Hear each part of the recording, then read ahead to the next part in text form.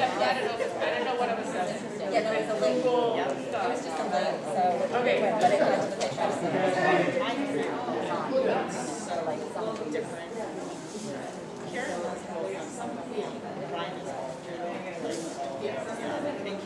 Yeah, no, I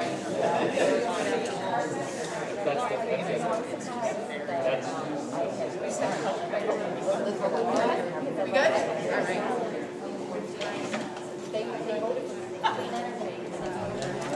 Good evening. Welcome to the RSU 5 Board of Directors meeting. It is Wednesday, May 26, 2021, and we are in the Freeport High School cafeteria. Thank you for your patience as we worked our way through a little bit of technical issues this evening. Hopefully those are behind us and smooth sailing from here. All right, so we have the full board in attendance. We do have one remote board member attending with Susanna on the Zoom. So we will go through our roll call just to ensure that everyone can hear and be heard. So we'll just go down through that now. Jeremy? Candy? Yes. Lindsay? Yes. Jen? Yes. Susanna?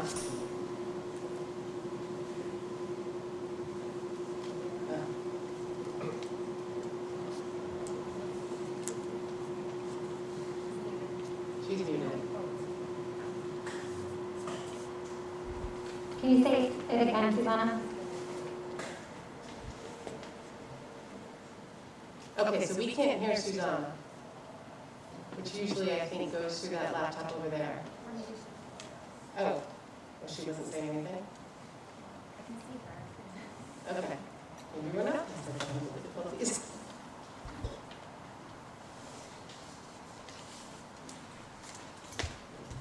Susanna, can you hear us? No, okay. So the only ones that are promoted to speak are her and the IT guest. Okay. Actually, promote Julie, maybe, and see if Julie can hear us. See if this is our issue or Susanna's. Is she there? Okay, so Julie Nickerson, we just promoted you to speak. We're just trying to check to see if anyone on the Zoom is able to hear us. Can you hear us?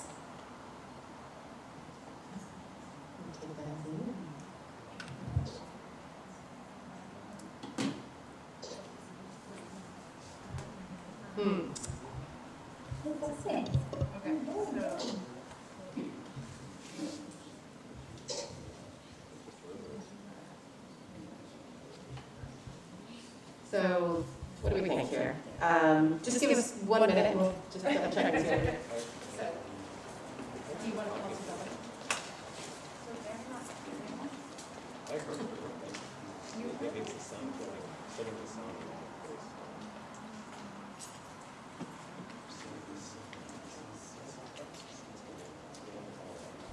Of course, it happens on anything where we actually have Zoom participants. And Murphy's Law.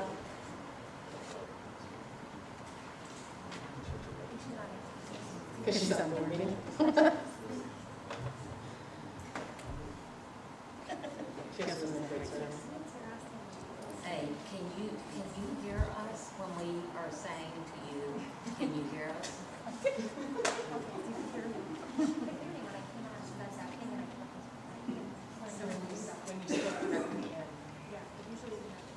Usually, is theirs muted?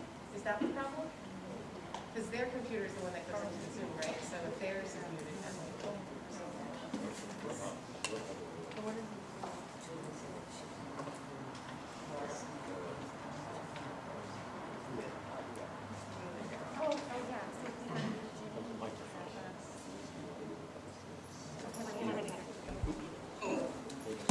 Can you hear me now? I can hear you. Yeah, you can hear now. okay. I So think we need to have, sorry, one more time. Can you hear us now? No. Although you muted again, so we lost you. I think the RSU5 board is unmuted now. I think that was the problem. So you, Can you say yes one more time for the roll call? So what's doing is when the computer's on English, she can hear me, but that's not how we do it. That's not how we do it. That's not how we do it. Usually They're still not hearing you. we can do it already. Okay, so do we want to try that way to get started and then see if we can figure out the relationship? Yeah, kind of.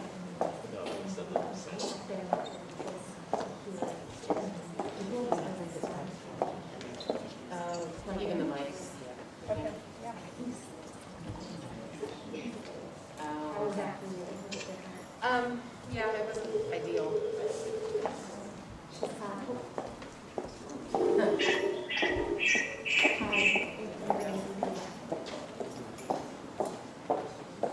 Yeah, it's usually not the computer. I mean, maybe the speaking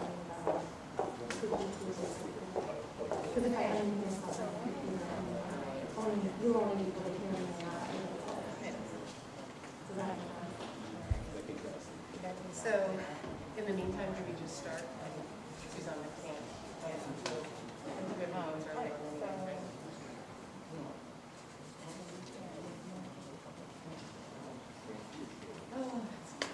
But they can hear. Do you want to try the roll call again with the computer unmuted?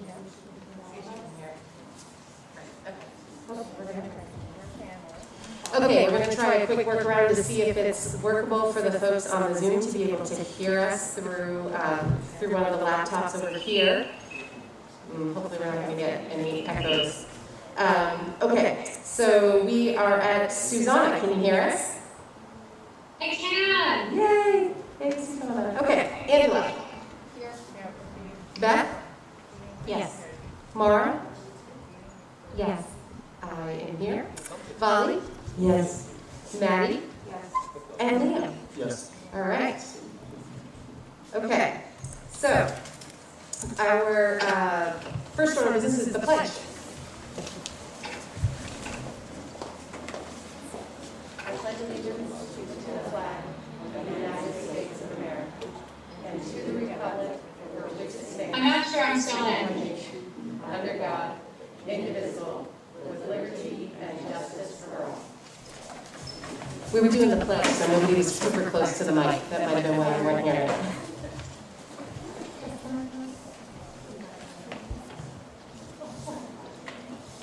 Okay. All right, so the first order of business for this evening's meeting is the public hearing on the FY22 budget. I know we have some folks on the Zoom. So do we have a motion for consideration and approval to open the public hearing on the proposed school budget for FY22? Molly, Maddie, thank you. So we'll run through the roll call. Candy? Yes. Lindsay? Yes. Jen? Yes. Susanna? Yes. Angela? Yes. Beth? Yes. Maura? Yes. I vote yes. Volley? Yes. Maddie? Yes. And Liam? Yes. Okay. So, I have a quick little thing to read, but I want to just double check that the people, You didn't call him. what? You didn't call him. Oh, I forgot to go back to the top. Jeremy?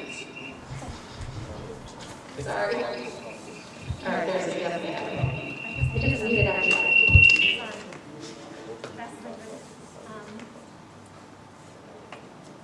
I just want to make sure that the folks on the Zoom are able to hear what we're saying for the public hearing.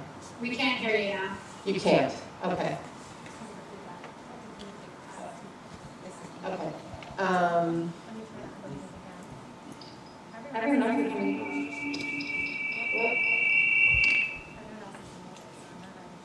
I have to do it. All right. Because this is a really important part of our meeting tonight, I'm just going to suggest we take a 5-minute pause, and I apologize to do this so early in the evening, and I know everybody's got places to be, but it's important that we get this right. So just hold tight, and hopefully we'll be back with everybody shortly.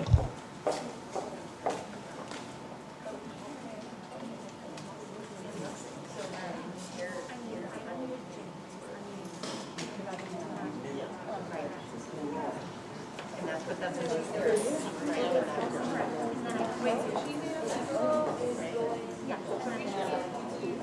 gonna go. Okay, good.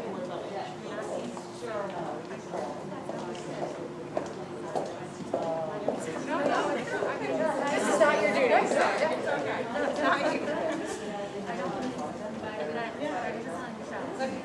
So did you guys?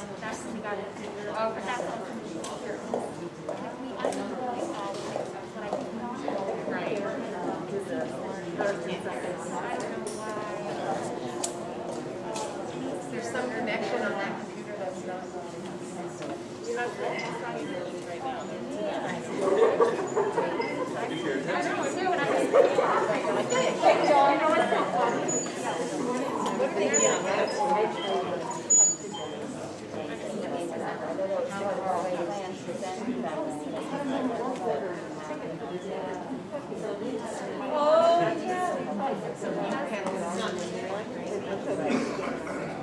I don't know. She was like, this is the first day, right? I think I probably won't be that.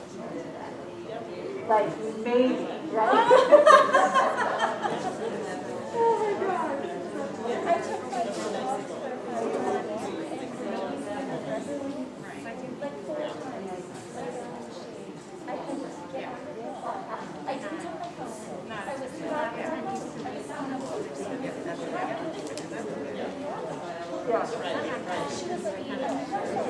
I think that's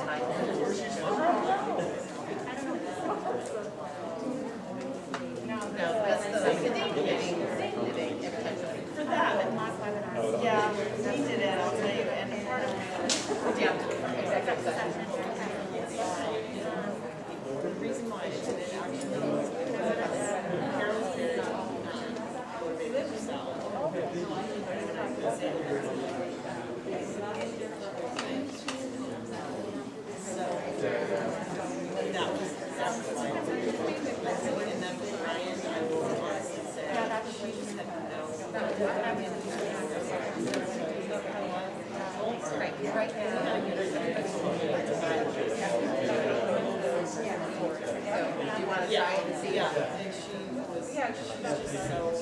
Hey, Susanna, can you hear us now?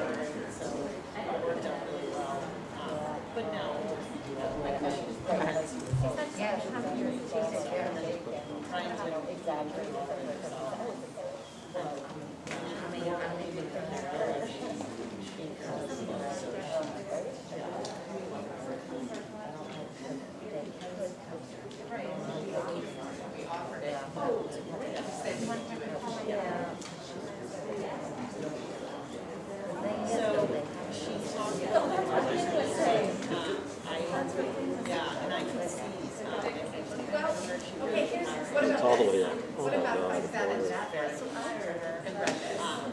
Because they can do that. I think and then they can speak from there. Okay. So I can hear you over YouTube, but you're not coming through over Zoom.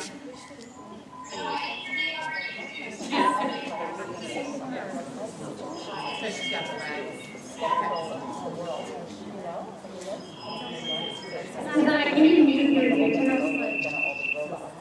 Yes, I can hear you, and now you're coming through over Zoom. Right, it's yours. But as soon as you mute Jenny McManus on Zoom, I lose you. But it should have used it when I did this. You should have done it. Everybody was doing that. Oh, and then I just had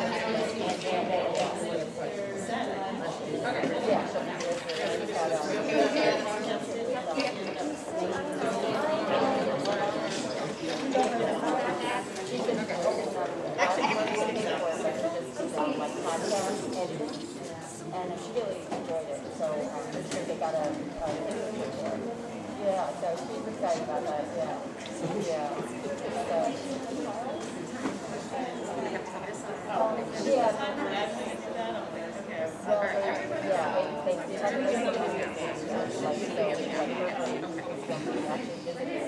Okay, so I think what we're going to try and do is we're going to try and do a little creative problem solving.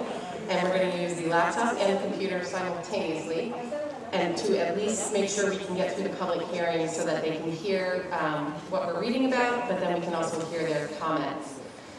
So, Susanna, you just wave at me if you start not being able to hear us for some reason or it gets crazy. Or text tomorrow. Okay. Okay, sorry about that. Thank you for everybody's patience. So we will get started with the public hearing on the FY22 board adopted budget. Good evening. Is it good? Yes, we're going to say it's still good. And welcome.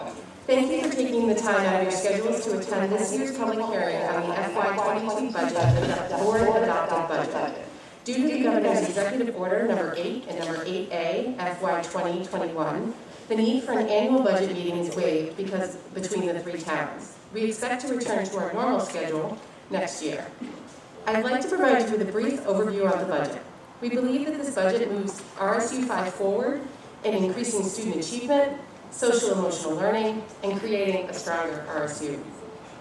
On March 24th, 2021, the Board of Directors adopted the FY 2022 budget with a budget increase of $730,164, or 2.09% increase in expenditures. Our state subsidy decreased by $350,292 from the current year. Where possible, as we were building the budget, financial resources were reallocated or reduced to lessen the tax impact while still strengthening the educational services for our students. Because of the savings realized this year from the pandemic, the board decided to use $700,000 of the undesignated fund balance to reduce the tax impact. The tax impact of the proposed budget is estimated to be 3.0% in Durham, 2.78% increase in Freeport, and 2.4% in Pownell. Our first priority is to maintain class sizes. We project that we will have 2,039 students in the RSU 5 next year. In the school year 2014-2015, we had an enrollment of 1,826. Since then, we have welcomed 123 additional students. The high school has increased its enrollment by over 100 students over the past several years, with a projection of 610 students next year, the largest enrollment ever seen at FHS. An additional second grade teacher is needed at Moore Street School due to the enrollment in that class. As estimated salary and benefit increases will increase 2.6% over the current year. Other non-discretionary spending includes the need for increased spending on the Region 10 budget and costs associated with the continuation of the equity audit. Our second priority is to increase student support. There is a .2 math teacher request at Pownell Elementary School. At Durham Community School, there is an additional .5 guidance counselor position and a .5 literacy RTI teacher. The guidance counselor was funded through a grant this current year, and now to sustain the position, we are moving it to the local budget. The high school is needing a .1 educational technician for student support.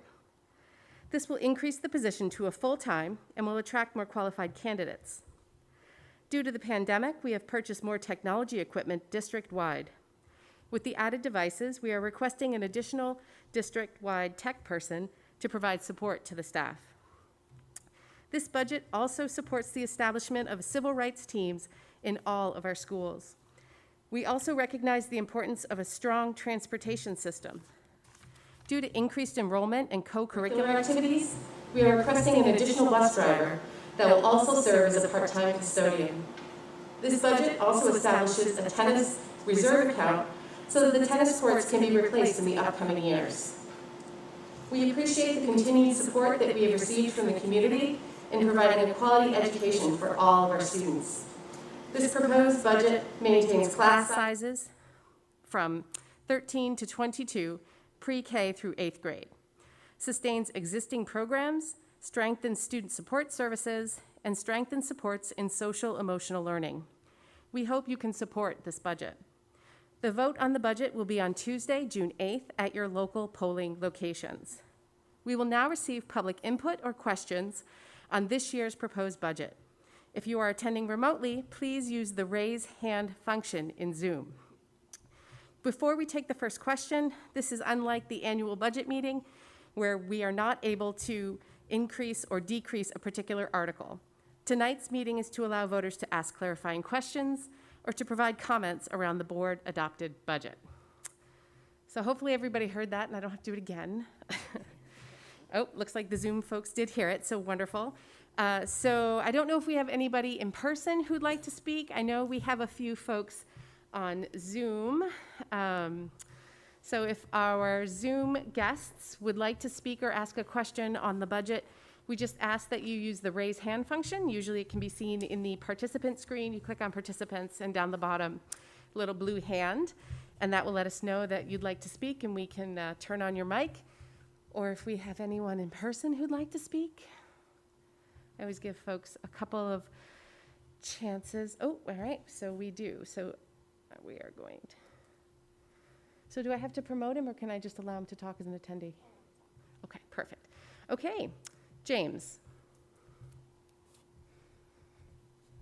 So I think. Hi. Oh, can you hear me? We can. Yeah, I have a question. I was just curious what the overall cost is of this equity and diversity audit is. And I was just sort of curious, what the cost overall was for the consultant and what the projected overall costs are for implementation of these different recommendations look like going forward.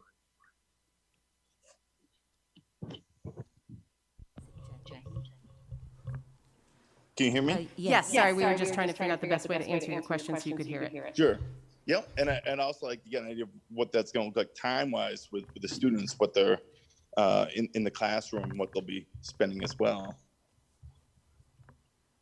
So James, thank you for that question. The overall cost of the audit is $50,000, and we paid $25,000 of that in this year's budget, and then the other $25,000 is will be in the proposed budget for next year, and we really believe that covers the cost of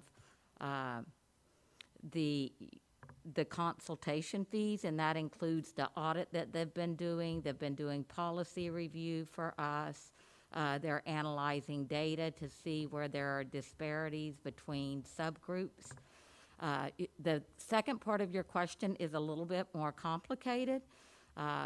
So as part of our equity work, we recognize the need to look at the social studies curriculum, and we plan to begin that work next year, and that may require some additional cost through, just to have the staff working on that. So I don't have a firm number about what that would cost. Everything else that we're doing is really just staff time around training, professional training for the staff is included in that $50,000. They've already done one day with all staff. We have an additional day before the end of the year, and then there's time next year, and that's all included in the $50,000.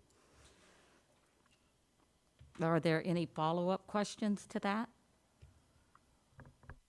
No, thank you. James, before you hop off, Just give us your last name and your town, because we have to document that for the public hearing. Sure. James is the last name, and it's in Freeport. Okay, what's your first name? Jody. Perfect, thank you.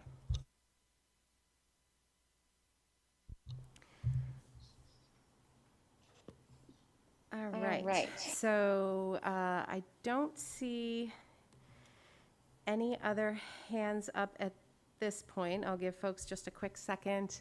I'll do a quick scan around the room. Nobody's racing for the podium.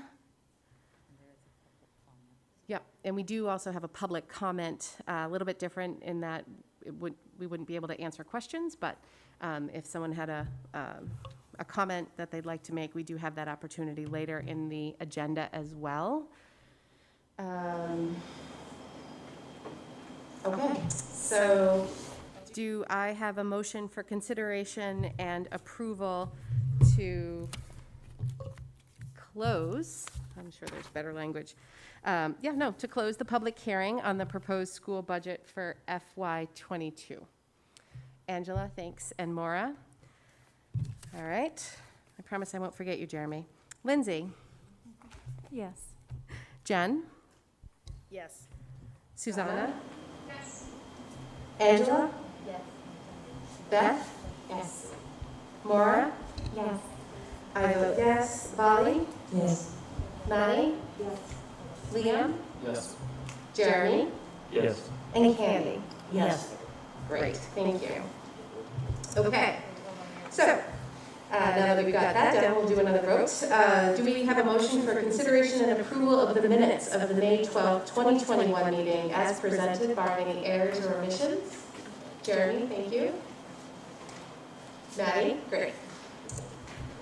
We'll start with Jen. Yes. Susanna? Yes. Angela? Beth? Yes. Maura? Yes. I vote yes. Bali? Yes. Maddie? Yes. Liam? Yes. Jeremy? Yes. Candy? Yes. And Lindsay? Yes. Great. Okay. So adjustments to the agenda. We do have a few this evening. The first one is we will be adding a 14B. We have a senior project presentation by Kevin Ng. He's going to be presenting his senior project to the board. So we are, it's 14B on the agenda, but we're actually going to move that up just after the administrator reports, just so he doesn't have to sit through the whole meeting. So he'll be right between 10 and 11 on the agenda. We also have 3 more staff hires, so 15C, D, and E will get tagged on to the 15A and B that is already on your agenda. And then we also have 16B, which is an executive session around the teacher contract. So I thought 16 was both executive sessions, so. Oh, you're right, sorry, 17. 17B, yes, because 16 is public comment. Thank you, Maura. So we'll probably swap the order, just because Becky will be involved in that one. And then we'll carry on to our second executive session on the agenda. And that's it for adjustments. Okay, so we are now going to move on to good news and recognition. So our first good news and recognition is the Maine Music Educators Association Outstanding Administrator of the Year Award, and I believe we have some of our staff here this evening to talk about it. Carry on. Thank you everyone for.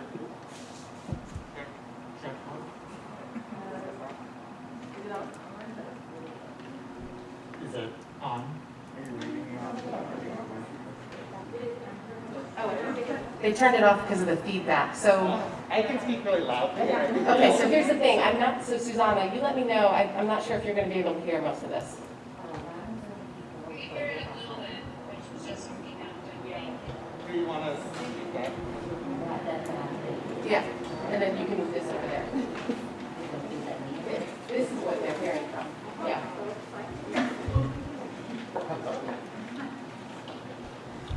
We figure if anybody's capable of moving to the mic, it's you guys, right? Yeah. Just quick introductions for everyone here. My name is Ben Python. I teach music at Mass Landing School. I'm also the past president of the Maine Music Educators Association.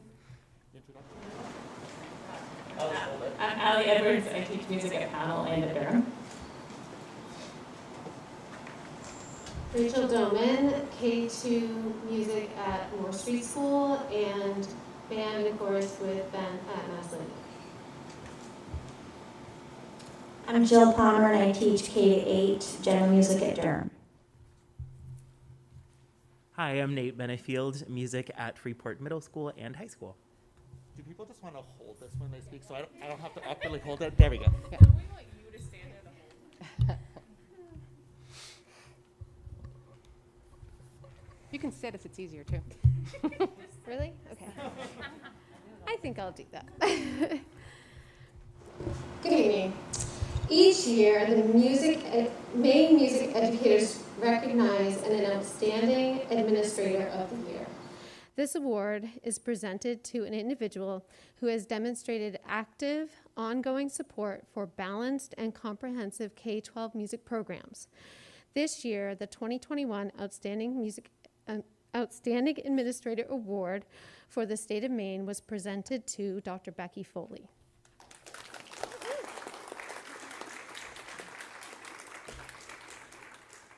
The RSU 5 music staff are indebted to Dr. Foley's unfailing support during the COVID-19 pandemic. From the beginning, there was never a question that music would be left off the schedule and or moved completely to a remote learning experience. Dr. Foley has shown a great trust in our music staff when making decisions about how we can offer in-person music instruction safely, and frequently reached out to us for our expert opinion on musical matters. Due to her willingness to listen and remain well-informed about the most up-to-date aerosol studies, we have been able to bring singing and the playing of wind instruments safely back into our schools.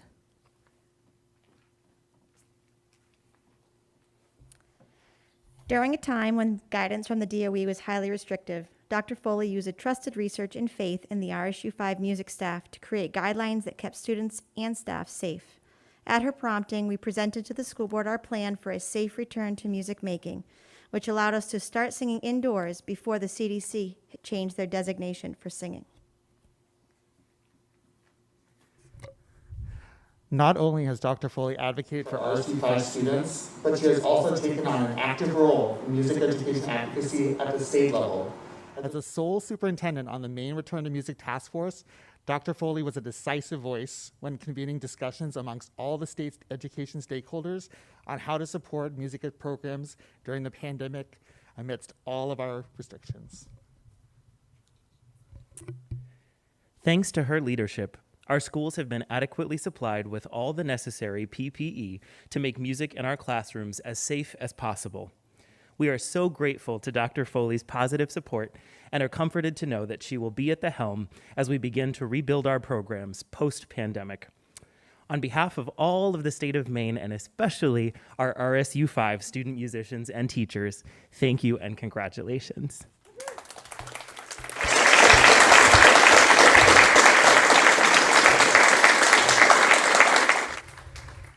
So thank you, and a special thank you to the music department here.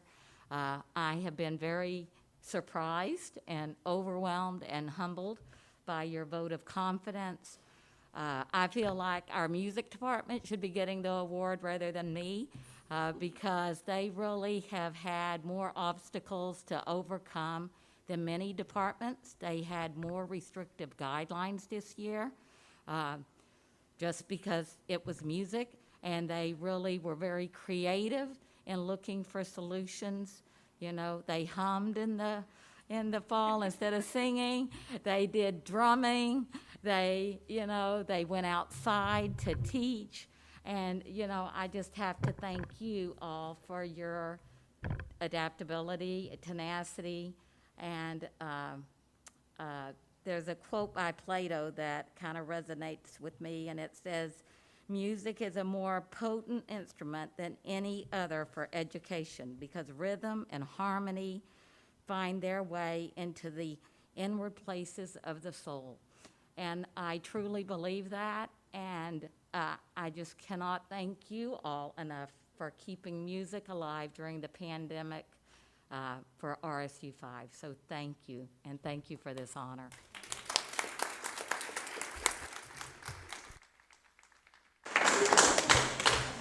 Thank you, Maddie, for your secret letter that we all signed. That didn't originate with me. But I'm grateful for the board's support of Dr. Foley and our staff as well. All right. So next, in good news and recognition, we have the Cumberland County Teacher of the Year. So who's going to do that? Ray.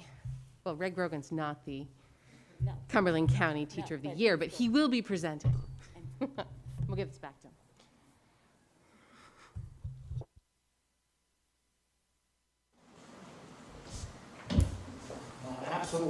the Cumberland County Principal Teacher of the Year, but we are fortunate enough to have Paige Fournier, who is a teacher at Freeport Middle School, to be the County Teacher of the Year.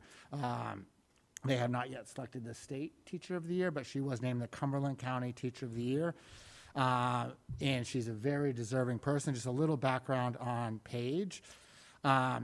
I've worked in education for over 20 years, and I've worked with a lot of great teachers. Paige is absolutely amazing. When I first called her references when we were looking to hire her, what her previous employer said is that she is the best special ed teacher they have ever worked with, and said that parents and other people that were very adversarial toward the district, as soon as they got Paige as a teacher, it 100% turned around. And so many things that reference told me has just lived to be true. And seeing Paige with us, she makes absolutely amazing connections with the kids and their parents. She does a great job of getting our kids into the community for many activities and getting the parents into our schools for activities with their kids involved in our programs there. Beyond what she does in the four walls of her classroom, she is a leader in our special ed department at our building, leading professional development for ed techs and other teachers and helping create that with the special ed team. She is amazing at creating behavior plans for our special ed and regular ed students. She is a made help for us in our RTI program and helping us set up different programs for individual kids. And she works directly with a lot of mainstream teachers on helping with interventions to help support kids there. She truly has changed the lives of so many kids. There are so many kids that have either been refusing to come to school or been out of district placement, that she just has an amazing knack of getting them to connect and come to our school and be happy coming to school. The number of kids that she gets back into our district is amazing, and it's just a great experience for those kids. One parent quote that really sticks out to me was a parent that said, I've never really been able to communicate with my child about how the school day is. They've never come home, and now they're coming home and telling me every single day what they did at school. And she said, as a mother, that's just heartwarming because I've never been able to experience that as a parent. And those are the things that Paige just brings, beyond just being a teacher. She's absolutely an amazing educator. And we have many amazing educators in RSU 5, and she's one of them, and very proud to have her at Freeport Middle School.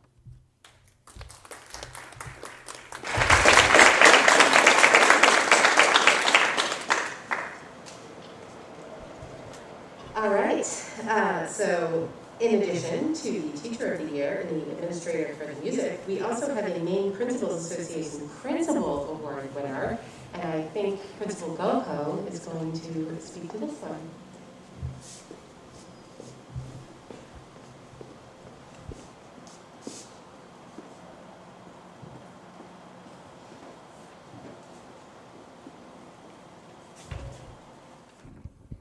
All these meetings, I've never got to use this mic. I'm excited.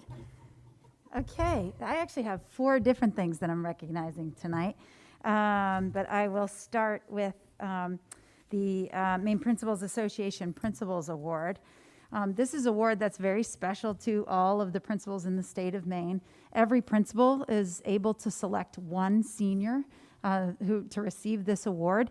Normally, we have a banquet that's in Bangor, and people come from all over the state of Maine to celebrate, and it's just the principal and the student that attend. And unfortunately, it's been canceled 2 years in a row. But the criteria for this award is academic excellence, outstanding school citizenship, and leadership. And the recipient for this year is Liam Hornschild-Bear.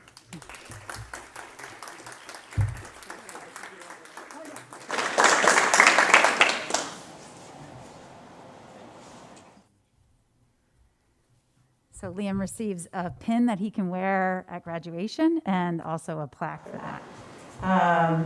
And we're just going to keep embarrassing Liam tonight because there's a second award that I'm recognizing Liam for. Liam has achieved something that only a couple of, this is a fairly new recognition. and only a couple of our students have done this so far. And Liam has earned the Maine Seal of Biliteracy.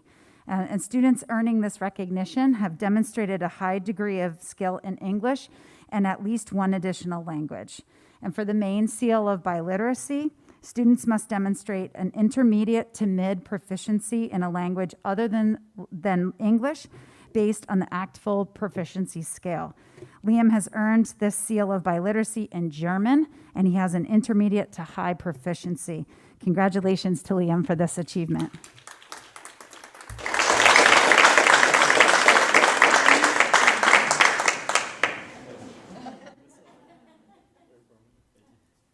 You have to wear that for the rest of the meeting. Should I keep going? Okay. So we have another recognition for one of our wonderful seniors. Senior Dina Arison was named the National Cyber Scholar for this year's National Cyber Scholarship competition. Dina was only one of 2 awardees at this level from the state of Maine. The National Cyber Scholarship Competition is a rigorous 48-hour online cybersecurity competition sponsored by the National Cyber Scholarship Foundation. Qualifiers competed against over 5,000 other high school students in challenges such as solving computer security problems and capturing and defending computer systems. The award is a $2,500 scholarship at the college of their choice, and this follows her cash awards for finishing first in the Girls Go Cyber Start competition for the past 2 years. We are so proud of Dina for her many accomplishments, including this one during her time at FHS.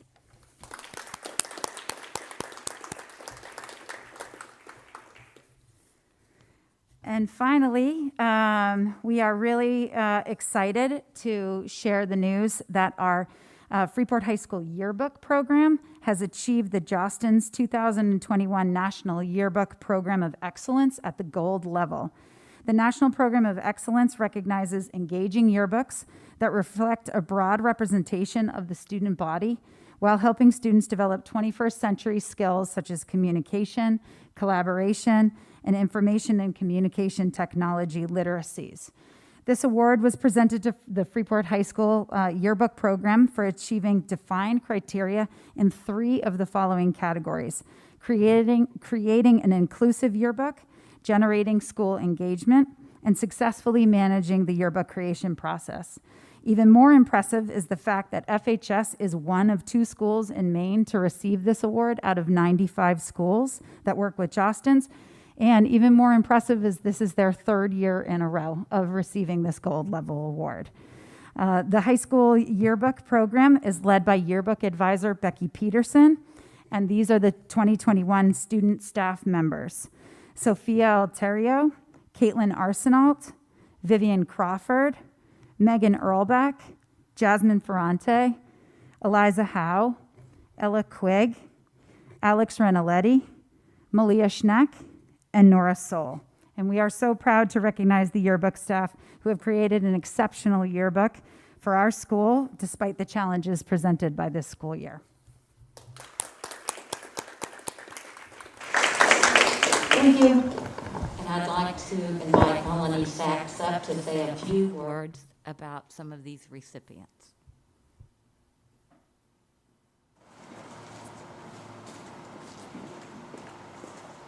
This is when we can recruit board members. This is what it's like to sit at our meetings. I know. You've got a pretty good feel for it, I imagine. Thank you so much, Dr. Foley. Hi, everybody. My name is Melanie Sachs. I serve as the state representative for House District 48, which is Freeport and a little bit of Pownell. And I'm delighted tonight to share with you that one of the perks of my job, I'm also in agenda item 13, which is about the state budget. So stay tuned. I'm happy to talk there too. But we also, as legislators, get to, both myself and Senator Maddie Daughtry, who represents Freeport and Pownell as well, are able to put in legislative sentiments. So I'm delighted today to show you an example, because like the legislature that you all know and love, it doesn't always come on timely. So one of them arrived today for Dina Arison. And this is what will be presented with the appropriate inscriptions for Liam, who he knows as well. for his Maine Principals Association Award, for Dr. Paige Fournier for being the Teacher of the Year. And a sample of what this talks about is, be it known to all that we, the members of the Senate and House of Representatives, join in recognizing Dina Arison of Freeport, a student at Freeport High School, who has been named a National Cyber Scholar by the National Cyber Scholarship Foundation for the placing in the top 2% of 30,000 competitors nationwide in a nationwide competition designed to evaluate aptitude in combating cyber threats. We extend our congratulations and best wishes, and be it ordered that this official expression of sentiment be sent forthwith on behalf of the 130th Legislature and the people of the state of Maine. So that will be for Dina, for Liam, for Dr. Paige Fournier, and I am delighted to say also in cahoots with my friend Dr. Sam Hager, who's a representative from District 41, that Dr. Foley will also be getting our best expression of sentiments for your award as well. Thank you, everyone. Thanks, Melanie. All right. So we are up to the report from the board student rep. So first, I'd like to say congratulations, Liam, for both of your awards. I would also like to say thank you for your commitment to being on this board for the last 2 years. This is your last board meeting with us as a student rep, and you have done a wonderful job and done a very good job representing the students here at FHS, and you will be missed, but we wish you luck wherever you may end up. And so what do you got for your last board report? Thank you.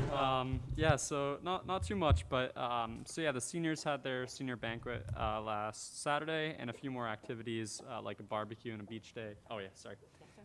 Barbecue and beach day are yet to come, in addition to graduation and the boat cruise. And I just wanted to quickly throw in here, the Freeport golf team is participating in the NHSGA National Golf Tournament this summer, and they are self-funding the trip. So they've got a GoFundMe page up right now if you want to support that. They're Freeport High School golf team players. So at Freeport High School, a few junior students, I believe, are doing a trial run for a stock club for next year right now. I believe they're doing a 3-week trial run right now, and they're doing, if I understood this correctly, they're doing essentially a virtual simulation that allows them to trade with $150,000 and then trade stocks. And if I also understood correctly, they've got several schools participating in Maine right now, kind of in this trial run, and they'll see where they come out, if they're broke or if they made a lot of money in the end. But yeah, so the FHS boys tennis team beat Freiburg 5-0 yesterday, and we had a scrimmage today that we also won 5-0. And girls lacrosse beat St. Dominic Academy 19-5 today. And yeah, I don't have anything else in addition. And yeah, as this will be my last time, I just wanted to thank everyone again for letting me listen in here the last 2 years. It's really been great, and it's definitely been a good learning experience. And yeah, it's definitely one of my favorite programs here in the RSU 5 that I've ever participated in. So thank you again, everyone.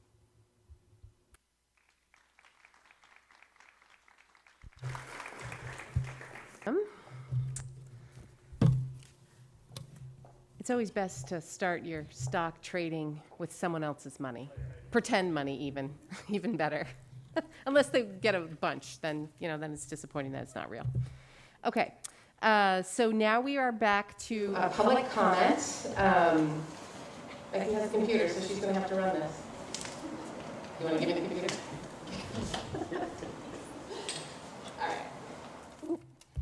So we do still have one person, looks like still in our Zoom. Not sure if they were interested in a public comment opportunity, but works the same way as the public hearing. We just ask that you raise your hand.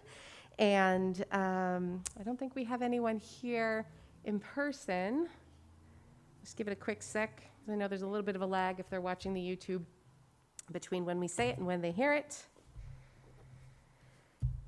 Okay, so we will move on to number 9, report from the superintendent.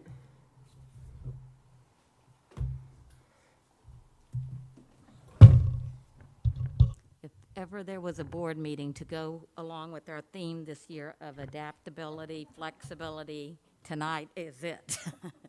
So thank you, everyone, for bearing with us here. So I have 2 resignations to report tonight. Alexis Rogg, Freeport High School guidance counselor, and Maddie Reeves, Freeport High School math teacher. On to my COVID update. COVID cases continue. In the RSU 5, we are now at 50 confirmed and 3 probables for a total of 53 of our students having tested positive for COVID since September. With 11 staff members testing positive, we're at a total of 64 positive cases, and that amounts to 2.72% of the student population and 2.6% of the staff. We have had 7 new positive cases in students in the past 14 days. Freeport is now at 316 cases, Durham at 159, Pownell remains between 20 and 49, and South Freeport remains between 6 and 19. I want to inform the board that we are considering pool testing for the fall in grades pre-K to 5. If we are able to do this, this will allow us to resume teaching as we did in pre-COVID times. It allows us to relax the distancing requirements. We'll be sending a survey to parents to see if they would be willing to have their children participate in this testing. We need to have 30% participation in order to relax the distancing requirements. We have discussed this with the nurses. We've had an initial meeting with Concentric, and we have submitted our application to the state for this to begin in September. We can stop this at any time if regulations and guidelines change or we decide it's not working for us. We also recently held a vaccine clinic at Freeport Middle School. There were 111 students who participated and 1 staff member. They will receive their 2nd dose on June the 11th. On to our equity update. We have our consultant Carmen from MAEC, who will be providing additional training to the nutrition staff, transportation staff, custodial staff, and community program staff on June 15th. There's also another training scheduled for October the 7th to continue the work at the high school. This was at the request of the high school staff and Principal Gulko. They want to learn strategies on how to facilitate difficult conversations about race and equity with students during their classroom discussions. We are also working on sharing more student data with our consultant. The data on discipline, attendance, and academic achievement is ready to send once we sign the memorandum of understanding around confidentiality around student data. This is almost finalized. I expect to be signing that within the next week. We are also in discussions with Great School Partnership to facilitate the review of the social studies curriculum beginning next year. And that kind of concludes the equity updates. Negotiations, we have a contract for you to consider, and this is an agenda item later in the meeting. As far as sports, Craig Sickle reports to me that the spring season is winding down. We have about a week left. All teams, because of COVID, will proceed to what they call an open tournament, which allows all teams to participate in the postseason play. Our girls lacrosse team has only had 1 loss. Our boys tennis team is 2nd in their standing. Our boys baseball team continues to do well. So we wish all of our teams well as they move on to the postseason competition, and maybe we'll produce some more state champions. Our appreciation checks to staff will be going out tomorrow in recognition of all of their hard work this year. And graduation will be at the drive-in once again, and the ceremony will be June 13th at 7 p.m. And I also want to thank Liam for his service on the board for these past 2 years, and I really want to point out that, I know in one of our recent discussions you were about bringing the high school kids back 5 days a week. You were the sole vote against it. And I just think that takes a lot of courage, especially at your age, to vote what your conviction is. And I think that just shows the type of young man you are. And I see you continuing to grow. And I just see great things in your future, Liam. So thank you so much for your service to the board these past 2 years. And my last update is Jen Gulko still here? Could you just come up or shout out to me again the recent scholarship fund that John and Fred are working on that you heard about recently? She just told me tonight that there's how many juniors that are applying for that? 12. We have 12 people, 12 juniors that have applied, and for the senior scholarship, 18. So I think for something that feels a little bit rushed, but we want our kids to benefit. I just think that's just great news, and I just kind of wanted to end with that. And I know that Jen and the guidance staff did a lot of work at the last minute to go around and promote the scholarship and make the kids aware of that. So I want to thank the guidance staff and Principal Gulko for that work. And that concludes my report. All right. Beth. I just, what Allie Edwards just told me is that there is a severe thunderstorm that's on its way, and there's a red convertible parked out there that has its top down or something, and so she just wanted, in case it's anybody's in here, that's all. Thank you for that. That would be an unfortunate discovery when you got out to your car.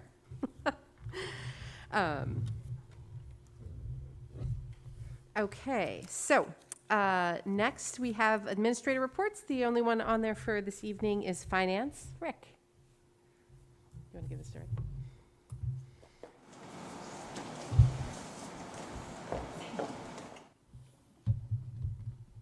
Okay, thank you. Thank you.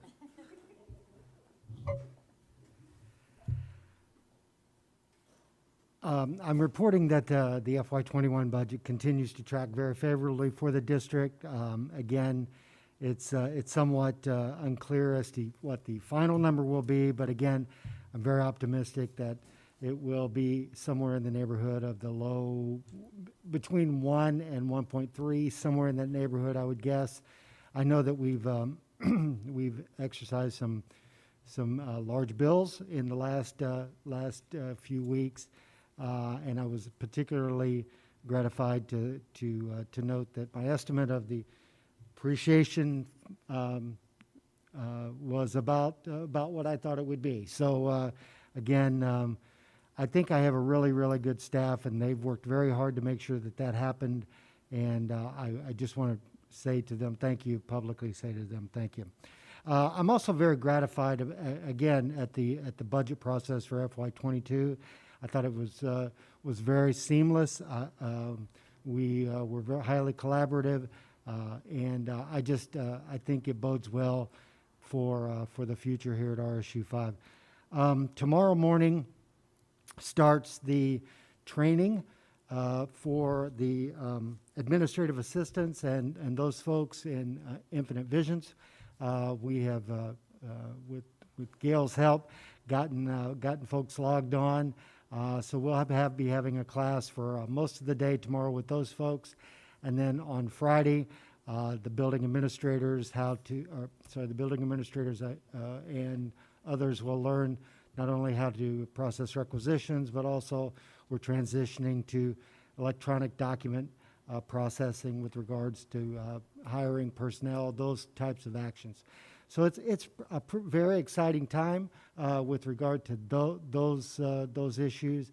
I think the employees are going to be very pleased with the service that Infinite Visions is going to give them, and I know that we will be the finance staff will be very pleased because I truly believe that it will improve our reporting and our ability to make longer term forecasts. So that concludes my report if you have no other questions. Any questions for Rick? All right. Thank you, Rick. Thank you.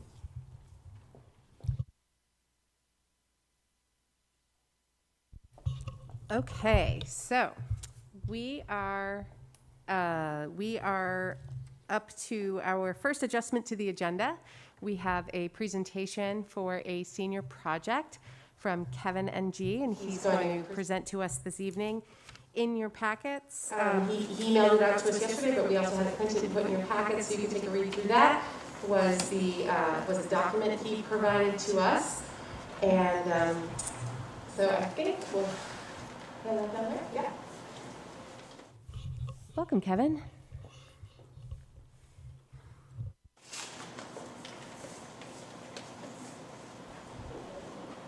Hello, board members and superintendent. Thank you for allowing me to speak today. My name is Kevin Ng. I'm a senior at Freeport High School. I've lived and gone to school in Freeport my whole life. As a neuroatypical LGBTQ+ Asian American in a predominantly white community, it's undeniable that I've been discriminated against. During my time at Freeport, I've received death threats, been called slurs, been excluded from projects, targeted at, bullied, and that's just a short list of what I've experienced. Even though I'll be studying biochemistry in college, social justice has always been something I've been heavily interested in, which is why I decided to do something social justice related for my senior project. In the past month, I've been analyzing the 9th and 10th grade English curriculum at Freeport High School. First, I began researching the authors and characters of every book in those grades, taking note of the sexualities, races, genders, and disability statuses. Then I sent out 2 forms to the FHS student body, one for those who self-identified as part of the minority groups I was researching, which are people who have been diagnosed with a neurological or psychological disorder, also known as neuroatypicals, LGBTQ+ members, people of color, and people with disabilities. And then I also sent out a form for those who did not identify as part of those groups, but also wanted to provide feedback. I shared a survey where the general RSU 5 community could provide input as well. Then I used the research and the feedback provided, as well as a scorecard by the NYU to score the cultural responsiveness of the literature used in the 9th and 10th grade. The scorecard is separated into 3 sections: social justice, representation, and teacher materials. And each section can be scored as culturally destructive, culturally insufficient, emerging awareness, culturally aware, and culturally responsive. The 9th grade English curriculum averaged at borderline culturally destructive, and the 10th grade English curriculum averaged at borderline culturally insufficient, but leading towards emerging awareness. The main reasons for this low score were the overwhelming number of white neurotypical heterosexual men, the lack of guidance to encourage students to think critically and form real-life connections, and the deficit of having important conversations about marginalized minority groups inside classrooms. Over half of all the authors and characters were white, almost all had no disabilities, almost all were heterosexual, and almost all were neurotypical. Students remarked that they almost never engaged in important conversations and that minority groups were usually glossed over when presented. Many minority students who identified as the minority groups felt that they could not relate to many characters within the books they read and lost interest in the reading. With the information I've gathered, I wrote a resolution to encourage the core high schools to build in the right direction. Michelle, can I interrupt and ask Kevin to get closer to the mic? Yeah, so we can you might hear just want to move the mic a little bit closer with the Thank deluge going on outside. Yeah. Just a disclaimer, this resolution serves as a list of suggestions that would be implemented over time, rather than a resolution that is implemented all at once. This resolution calls for increased funding for the FHS English department, periodical reviewing of the English curriculum, bias checking of teachers, encouragement to have important conversations in and out of classrooms, and amplification of minority voices. It encourages the curriculum at FHS to be more culturally responsive. Now, I'm unsure if you've read my publication on the importance of diverse curriculum, but some points that I brought up was that diverse curriculum is important as it attempts to dismantle the ongoing privilege, educate students on the contemporary moral issues that are happening as we speak, and how diverse curriculum has been proven to increase academic performance. I understand that there's currently work that's being done. However, there's still so much work that needs to be done. This resolution is one small step in the right direction. As you read over the resolution that I have written, I hope you keep in mind that the discrimination and prejudice has been going on for too long. The RSU5 community should be a place where people from all walks of life can feel respected, included, and connected. Education is imperative. It's one of the best gifts anyone could receive, and it has so much power. Through education, we can dismantle this ongoing hate. Everyone deserves to be loved. Everyone deserves to be heard. This is one step towards that goal. Thank you. And at this time, I'd like to yield the remainder of the time for questions. All right, do we have any questions for Kevin? First, I want to thank you for taking it. I mean, that's a lot of work you clearly have undertaken, and we appreciate you coming presenting to the board. Do we have questions for Kevin Fowling? Thank you, Kevin, for taking time to present to us. My question has to do with how your work interacts with the MIC work that the entire district has embarked on. Have you had a chance to talk to the consultant to express your opinion, to express your feedback? And is there any way that your work can inform their work? As of right now, I haven't been doing a lot of work at MBCA, just because of my time crunch. But I was planning on doing that after the project was done. I was planning on doing that later. Thank you. I encourage you to do that because they're looking holistically at the entire district. Obviously, the work that you have done is super important, and your opinion is extremely valuable.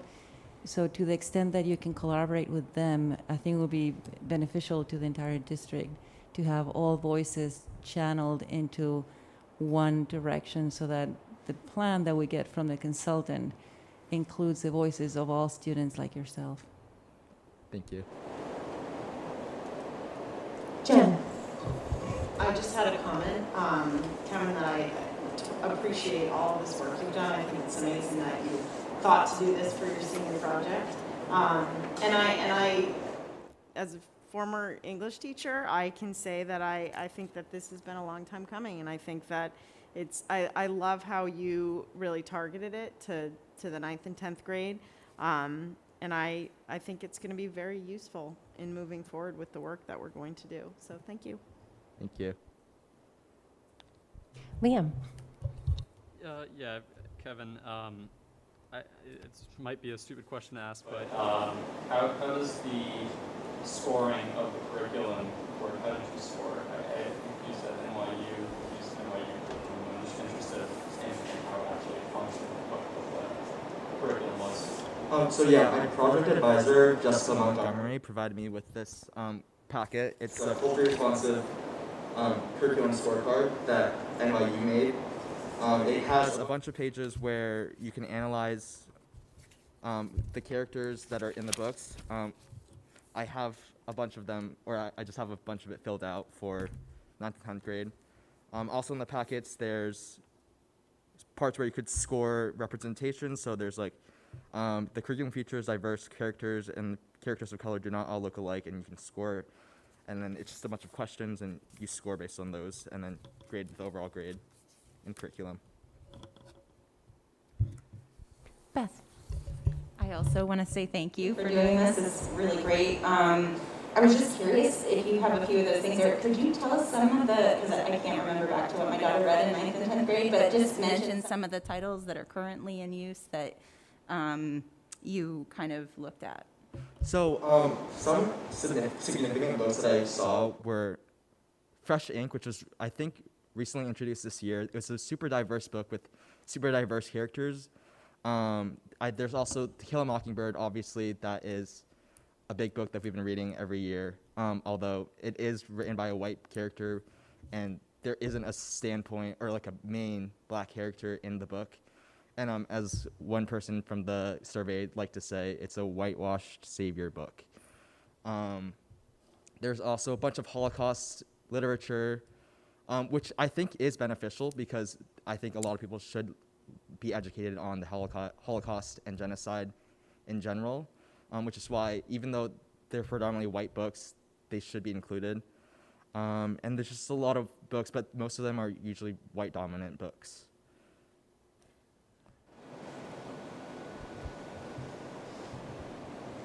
Laura.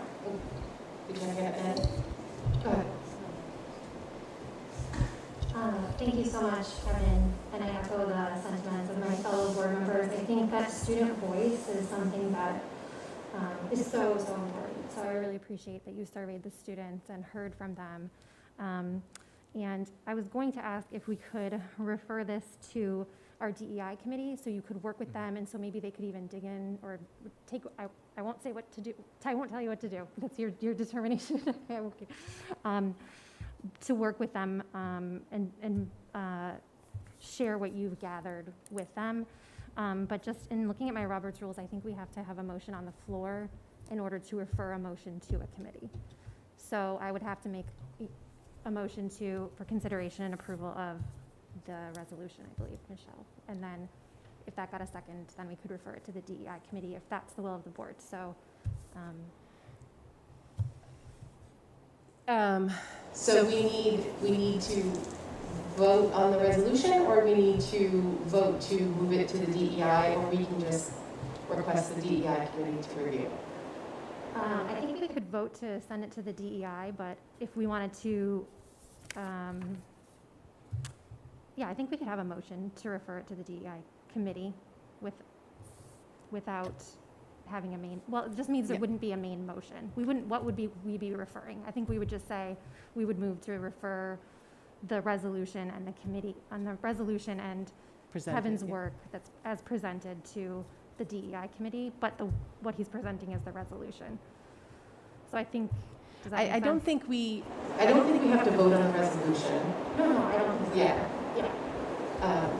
So are you making a motion to refer the presentation and the work from Kevin over to the DEI committee? Yes. Are you seconding that motion, Maddie? Thank you. So, any questions? And I know Maddie had a comment, so do you want to do that first? The comment first? You want to vote on it? Hi, Kevin. I wanted to say thank you as well. And similar to what Maura said, student voice is so important, and I wish we heard more from you guys.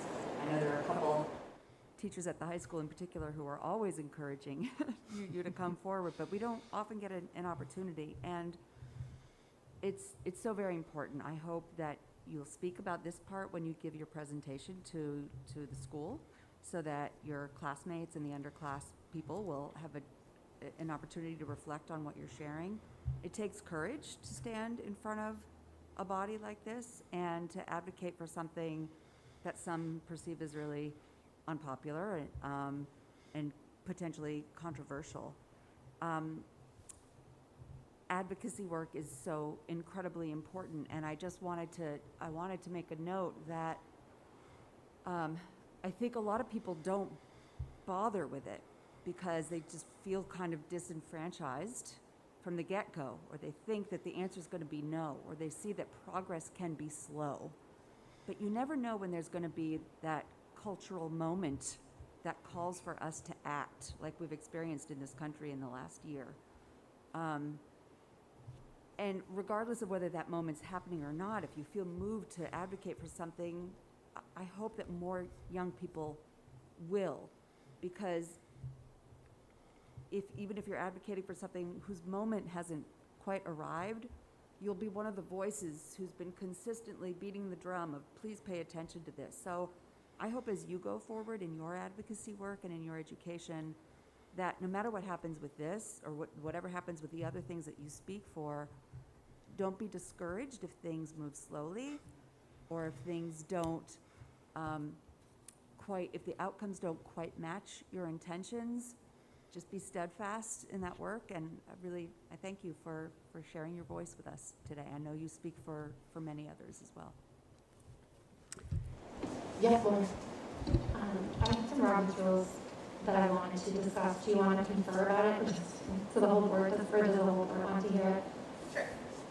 Okay, so I think, I apologize if I didn't articulate this well. So I think in order to avoid referring something to committee without clear direction to the board on what action it's uncertain it wants to take, we would first put a motion on the floor and then not vote on that, and then leave that motion on the floor, and then someone would vote to refer it.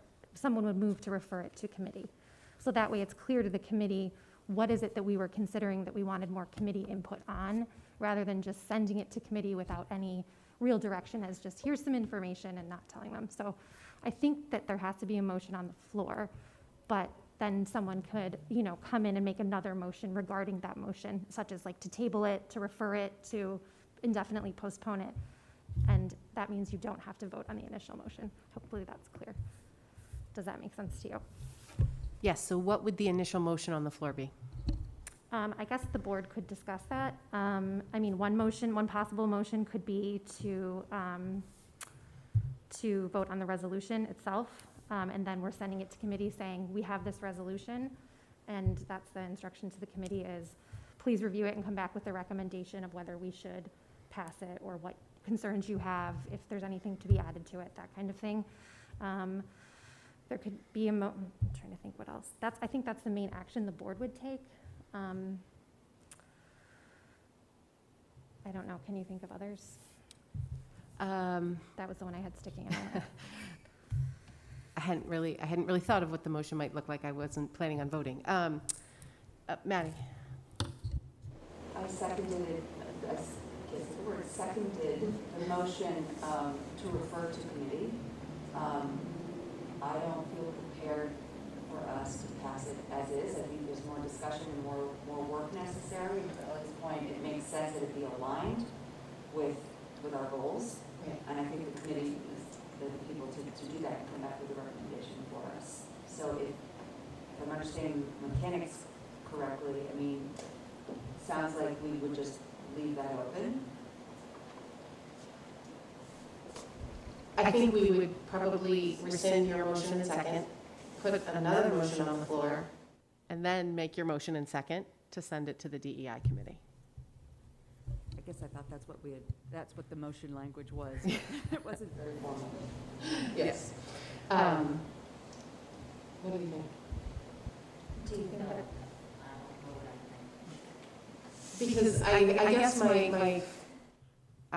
I think I completely agree that I think this belongs with the DEI committee for further sort of discussion with Kevin, which he has been kind enough to offer to do with that committee, which I think is wonderful. I just, you know, to Vali's point that there's a bigger, you know, hole at play here. Does this force the DEI committee to say, okay, we now have to put social studies on hold and review English? Or can the DEI committee say, okay, you know, having the conversations and looking at these, we feel like, you know, this is our next step forward.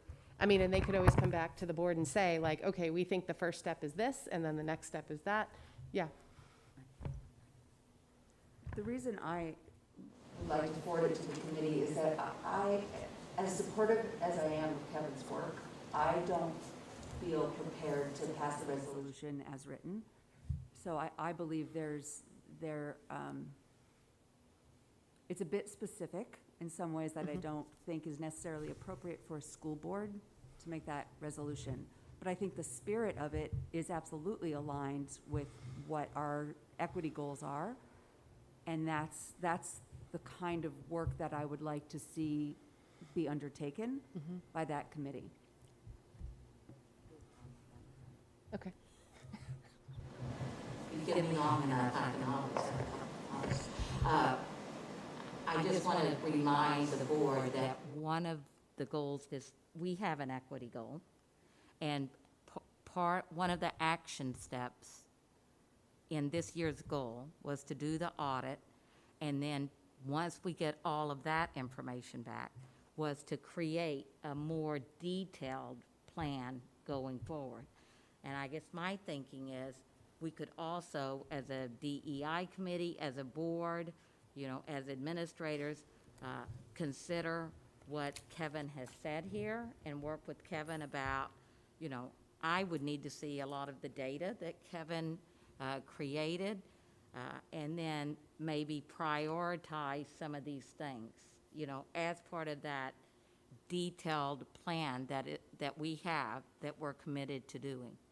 So I think in some ways that's what makes the most sense to me, and I don't know that you need a board motion for that, but those are my thoughts. Okay. Yeah, I mean, Lindsay. Oh, I was just going to say, I just feel, Kevin, thank you. I was excited to hear from you tonight. It sounds like a massive amount of work. It's certainly not where my head was senior year, so well done. But I think I wrote the board obviously today asking that it be sent to the DEI committee, not to try and change anyone's plans, but because student voice is very clearly, MAC has admitted that that we haven't had enough of that.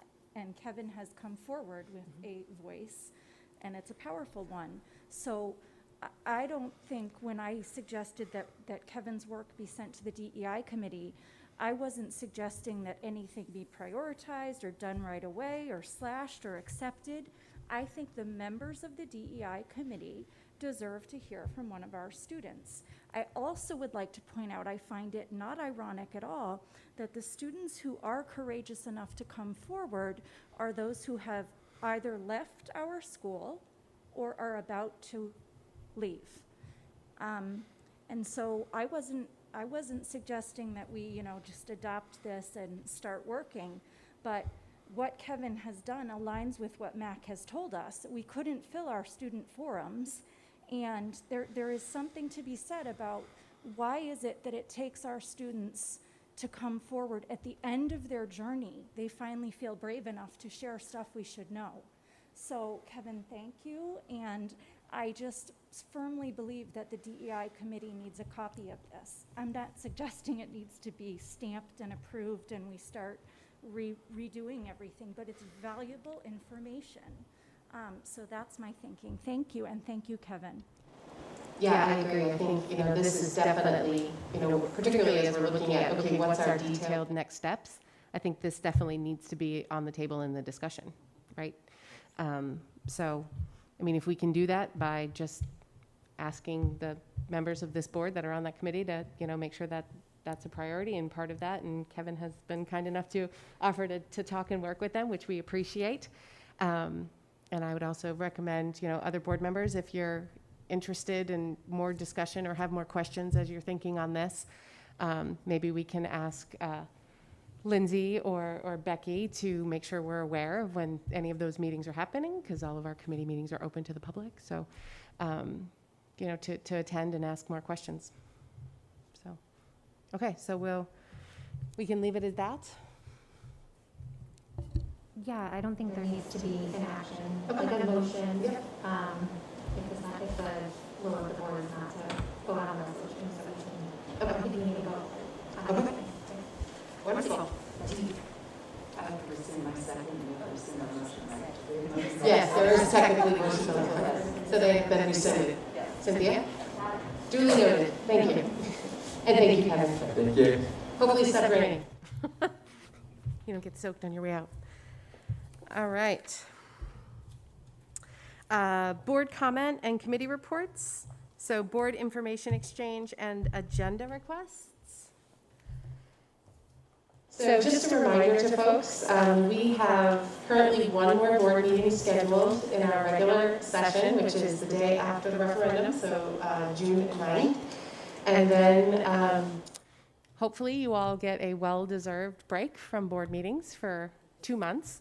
And then we will reconvene in August with the board retreat.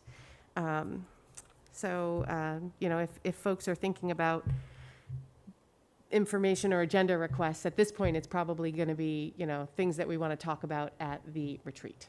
So, anybody have any of those? Maura? So a couple things. One is I got a text from Susan that just said that her power flashed off and she's trying to get back on, and hopefully we'll be able to get back on. Maybe she has already, I don't know when that's done.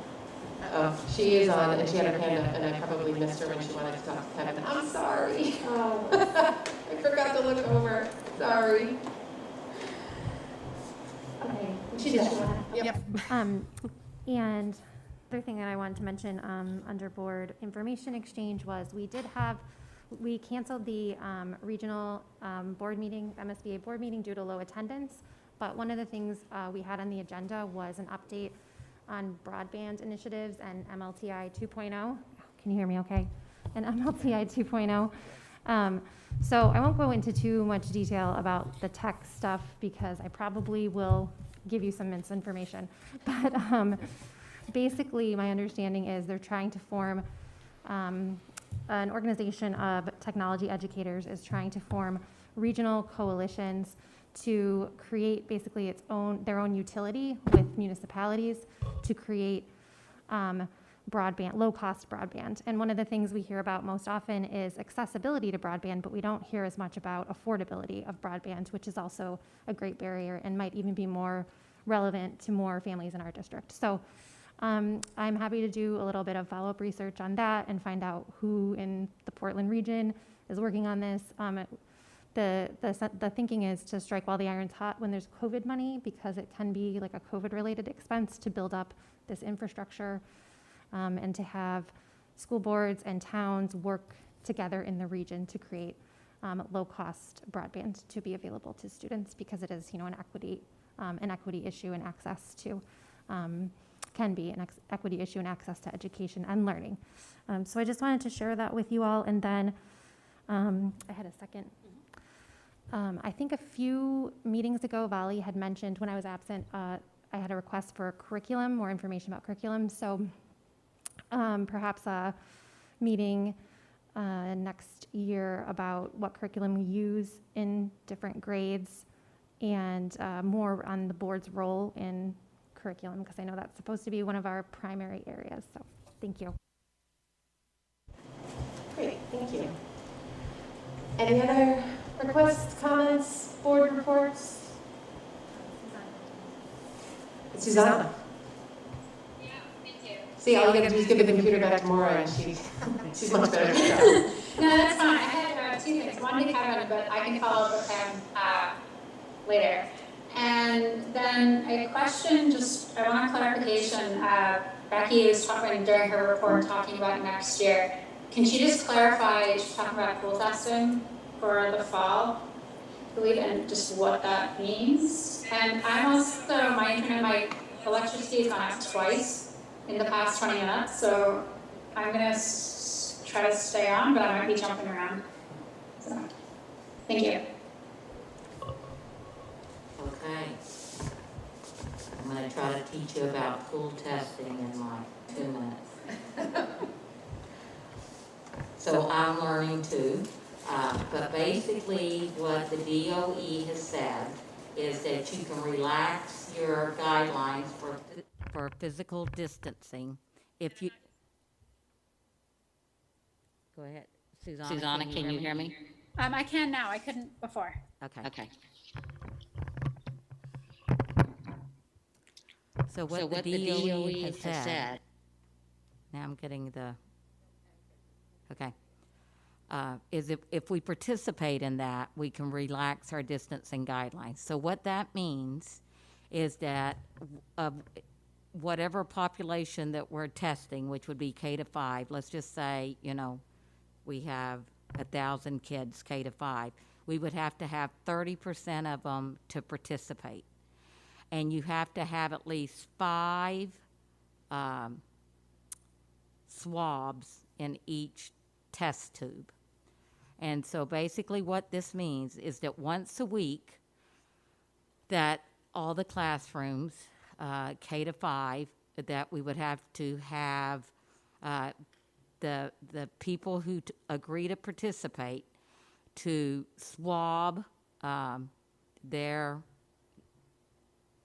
nasal cavity, and then it goes into a test tube. They said that really doesn't take more than like 10 minutes, and then somebody comes by, picks it up, it's sent off by FedEx to a lab, and let's just say that we're testing on Monday. By Tuesday or Wednesday, we'll get the results. If there's a positive, and if there's a negative, you're all set for another week. But if there's a positive, I guess, germ in there, then the nurse or the person conducting it, now they have to go into that classroom, and for all the kids that participate, they have to do an individual Binex test. And then that is sent off, And when we get the results back, only the kid who's testing positive has to go home. No one has to quarantine. Don't ask me about the rationale around this because I don't understand it. But these are the rules. But everybody else gets to remain in the classroom. And so that is then done weekly. And what they are assuring me is that this keeps our community safer and that it allows us to resume teaching the way we know is best for our younger students. We feel like 7 to 12, that because of the vaccine being available and because it's really not as much of an impact on those classes, you know, they're not sitting on the rug close together, that we feel like it's not necessary to do that. Now, as they told me, at any week or any day, we can expand our testing or we can decide this isn't working for us. But that's the kind of 2-minute tutorial on pool testing.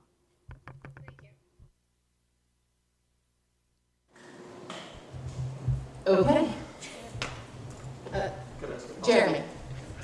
Since we have a visitor too, is this coming from the main CDC, the pool testing in here? Where's the idea coming from that makes it, the best route forward for the K through 5 crowd? I think this is something that's happening throughout the United States. When we met with the rep the other day from, I think it was Concentric, you know, they said, well, you want to get your kids back. And I said, well, we have our kids back. So that, you know, that is the rationale, I think, for a lot of districts across our state and across the United States. But yes, it's a recommendation from, I would say, a joint recommendation from the CDC and DOE. Because it sure feels like it would sort of increase fear amongst the kids. I just try to think like a second grader being asked to shove something up their nose every week. It just doesn't feel great. Well, according to the rep, that the younger the kid, the more that they enjoy it. So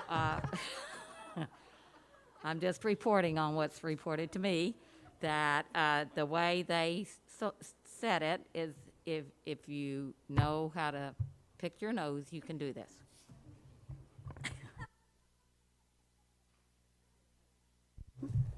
I don't even know what to say to that. Okay. I guess I'm glad I asked. I don't know. Yeah. I mean, but you know, to be fair, a year ago, we sat here and said, our kids are not going to sit in class with a mask on. Like, they're not going to do it. And guess what? They did it. So, you know, you make it part of the routine, and if it gets our kids back and able to do, you know, back to being able to sit on the rug together, then I don't quite follow the science, but I'm sure much smarter people than me have figured this out. So, Maddie. This is kind of what colleges were doing, right? I don't know about in Maine or in Maine schools, but Laura. Liam.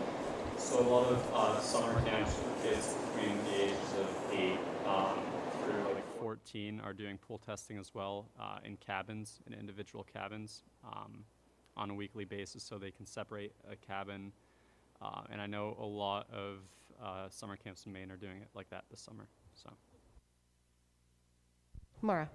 I was just going to say, I think it's also sort of a partnership with DOE, so it's been offered to, I don't know, did someone contact you to set it up or say that it would be available? My understanding is any school can avail themselves of this service. If you want to eliminate the distancing requirement, this is the only way you're going to do that for a partner school.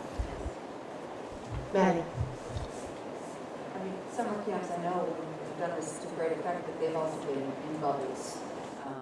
So, and this would not be a situation where our kids are in bubbles. So just, we would still have kids masking in the classroom, just not the required 3-foot distancing. We have not heard any relaxation about masking within the school.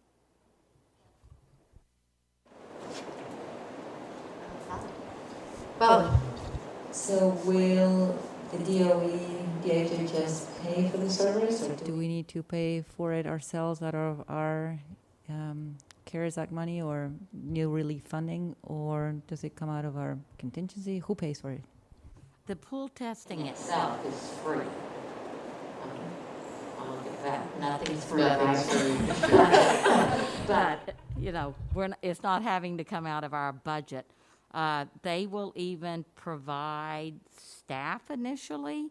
Our nurses feel like that it might be better if we try to hire some additional staff just to get started, or you know, that they may be able to handle it themselves. And if we do hire additional staff, for either the clerical piece or just to help go pick up the samples, we would fund that out of CARES money. Or the ESSER, ESSER 3. Up to 3. Okay. Any other questions or comments on that? All right. So we will move to policy. Candy. You want? Oh yeah. Here, I'll bring it to you. What service? I guess so.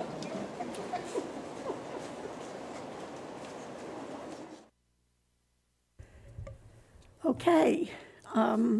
You can see on your pink sheets that we had a meeting where we looked at some of the policies. In the first group that's coming to you back for second read that Cynthia will be talking about, the big thing in those revisions had to do with following what you suggested to us about when board members in discussions of expulsion and whatnot know the family, know the story, that kind of thing. We've added that in such cases, the board members should recuse themselves from the hearing entirely. So they're not even sitting to hear it, they're recusing themselves entirely. And you can see there that there are two new ones we talked about. Suspension and disciplinary removal of students with disabilities.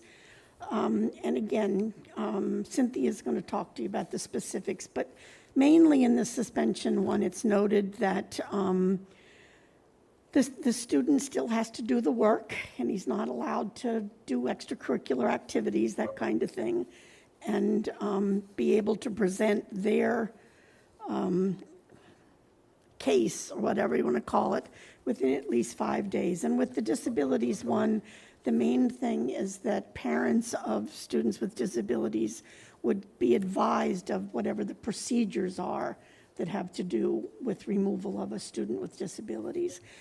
And the other thing has to do with the student wellness. Erin Dow was at our meeting to talk about some of the nutrition part, and we really need to keep revising that one. We did some revisions, and we'll be doing some revisions in the fall, and it will come to you because we included and added some things about social emotional wellness to the student wellness policy. And that's pretty basically it. So we can take this back.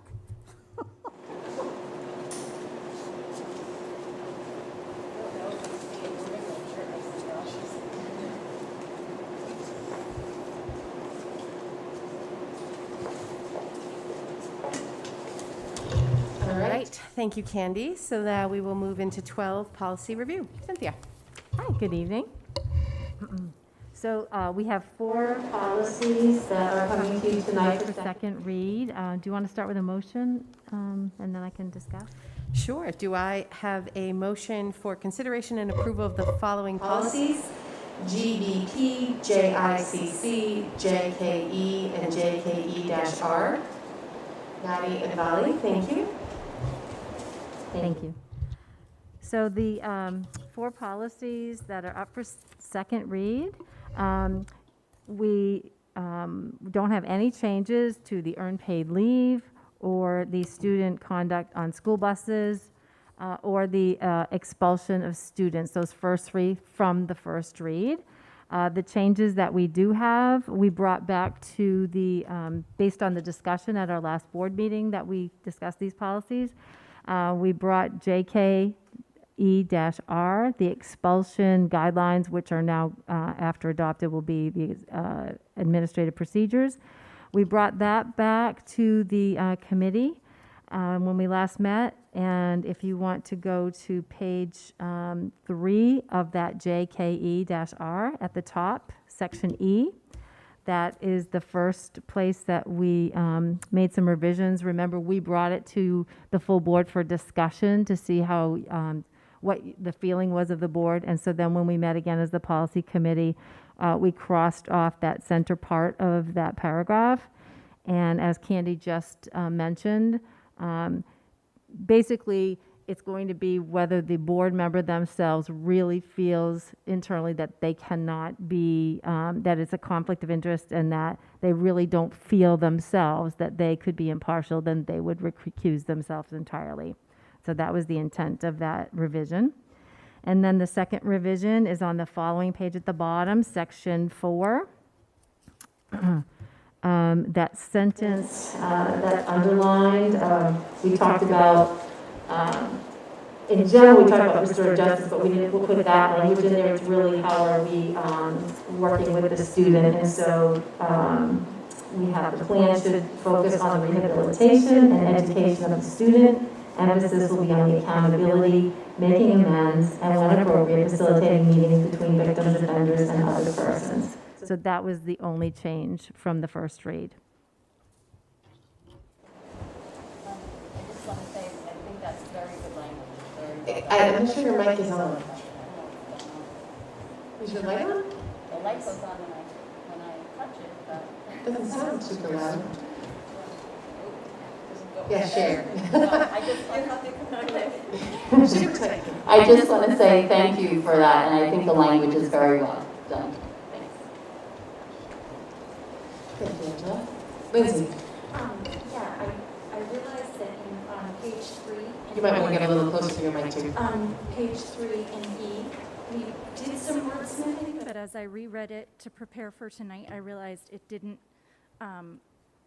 maybe I'm off, so I'll leave it to you guys, but what I have rewritten here is the hearing officer will ask if any member of the board finds themselves in a possible conflict of interest situation, making it difficult for them to remain impartial, to hear the facts and decide the issue on its merits. We let go, am I making myself clear?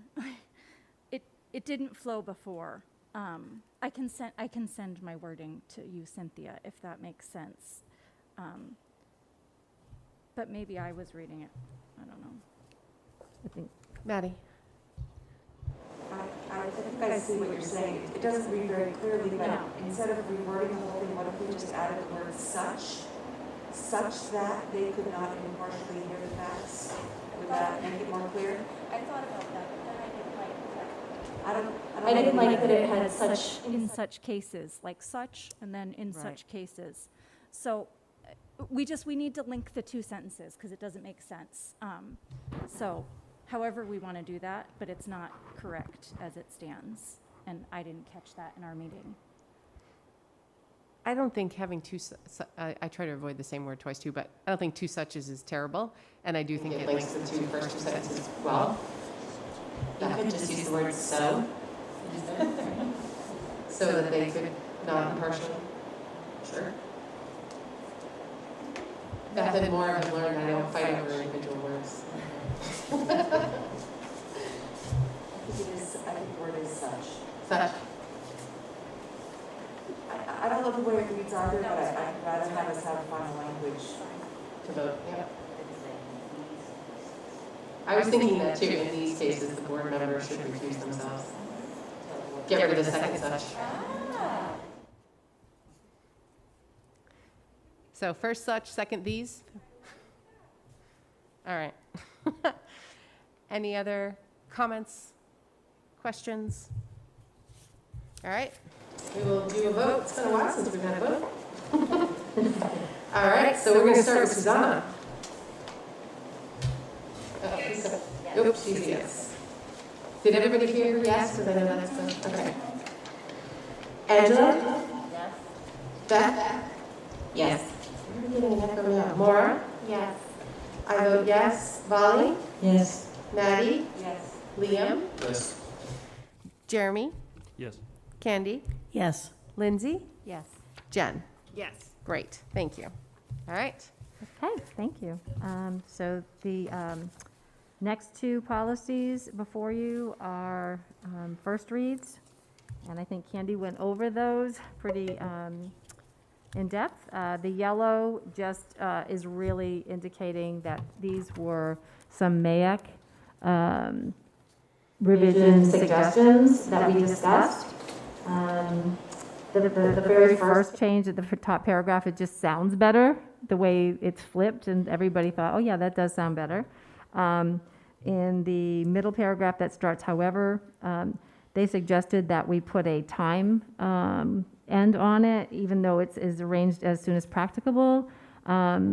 So we chose to say not to exceed 5 days. And then, again, the by email as well if you can.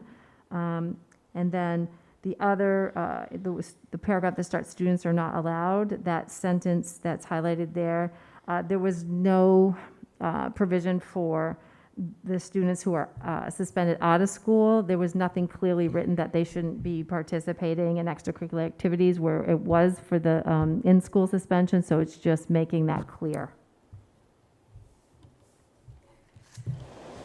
Jen? I have a question on suspension of students, the middle paragraph, where it talks about the students' parents or guardians shall be notified. So my question is it a requirement that parents are notified before the student leaves the building? So if a student's suspended, yes, you know, and the student's sitting there in the principal's office, told they're suspended, is there a before that student leaves to serve their suspension, are the parents notified? If possible, and most often. So, not to be a doom and gloom, but I really feel strongly that should have to be done. I have, like, when I was a student, we had a student who was suspended, left school grounds, and went home and committed suicide before the parents could even get home. They had not been notified yet. And so I mean, and maybe people completely disagree, but I just feel really strongly, especially now, with the fragility sometimes of students, that before a student leaves for a suspension, that there should be a very, a good handoff in that situation. Because I don't think we can ever assume that how a parent is going to respond to that and how a student's going to respond to that based on the family situation. So I would personally like to see something added that is a requirement before we send a student on their way. I mean, maybe it's not possible, but. I definitely see the rationale behind, I mean, in school is fine, right? They're staying in the building, but, you know, to physically send them out of school, I don't know how that works. Just think we're not ever sure of what's going on in a child's head when they've been given, you know, that news, and then, you know, they're sent home.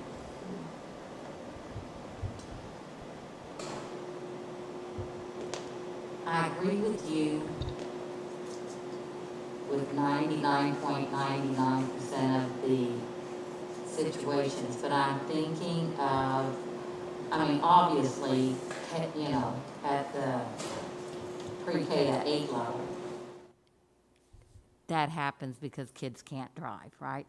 So I feel confident in saying that we always do that. But when you get up to the high school level, then you're starting, we have kids who are homeless. We have kids who are couch surfing. And so I always worry about what we're writing in policy and whether, if it's like, it will always contact the guardian. I just don't know if I don't know whether I can sit here tonight and say in 100% of those cases that we can do that, Jen. Because what's the alternative if you can't track a parent down? Do you keep them at the school? Well, I mean, I think it's, not to like push back on that, but the examples of the students that you used in some way, I think are the most fragile.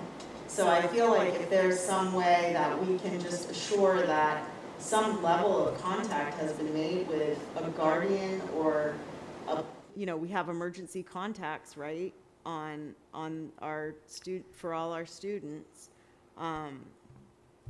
So I feel like it's just, I don't know.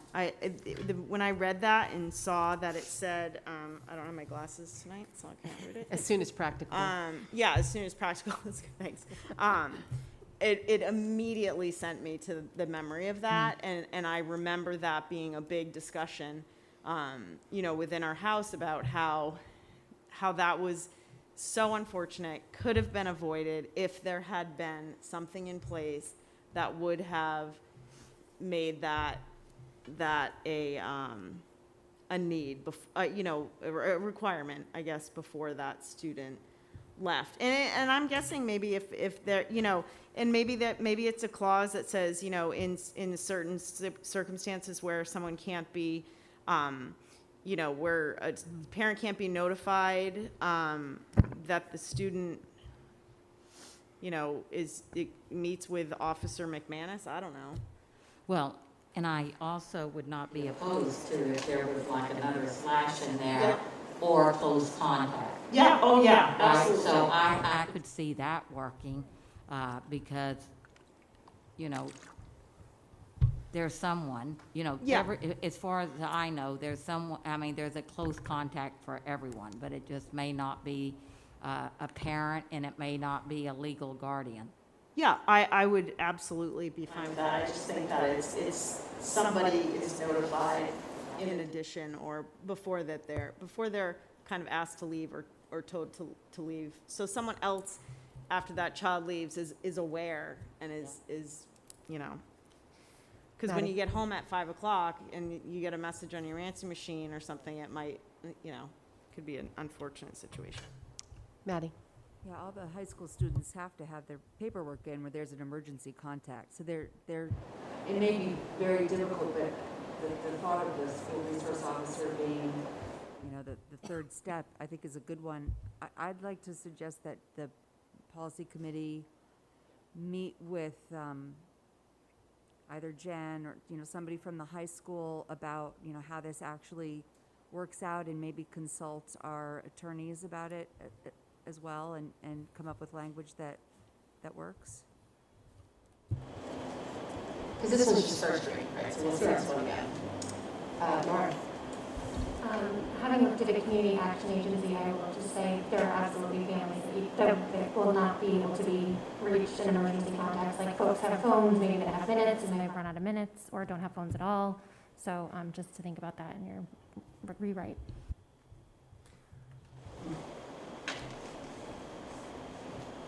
Okay. Yeah, I mean, even if it's something that the expectation is that we're reaching out before that person, Maybe it's that we can't find, and so we find that hopefully Officer McManus or someone that, that can sort of serve as that intermediary or a social worker. Right, someone, but the fact that the way it's written, it's like, as soon as practicable, I think the expectation should be that you've reached out before the kid walks out the door. And, sometimes that may not always be feasible, but, yeah. No, I was just going to say, Jen, thank you for bringing that too. I did not see that as, having worked with kids in crisis, that handoff is, and during crisis, temperamentally, it depends on the kid, but I think it's an excellent suggestion. Well, and unfortunately, it's only something that came to mind because of an experience. So, I think if anyone else in this room had that experience, they would feel the same. Okay. Any other, did we go through the second one? Or was that just? We didn't, the only change, well, the significant change is making sure that parents are advised of the procedures. In practice, they are, it just wasn't in writing. Okay. And that was a MAC suggestion as well. And I don't think we took a motion for the first read, for these first reads. We didn't. I was going to, and then you just jumped right in. I know, it's my fault. Sorry. All right, so do we have a motion for Consideration and approval for the following policies. First read, JKD and JKF. Beth? Jeremy, thank you. Any questions, other questions on those?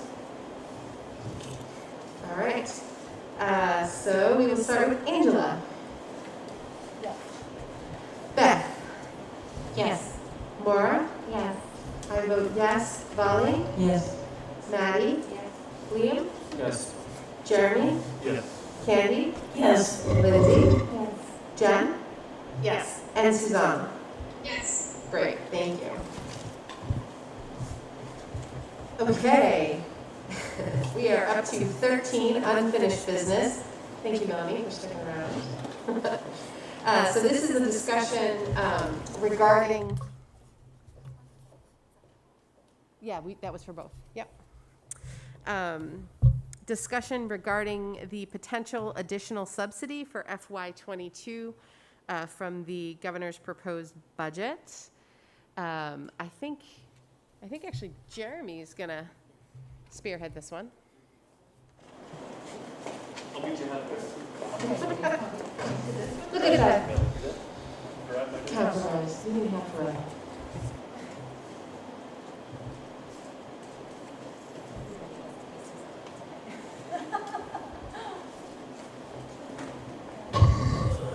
A whole new angle on the world. This is great.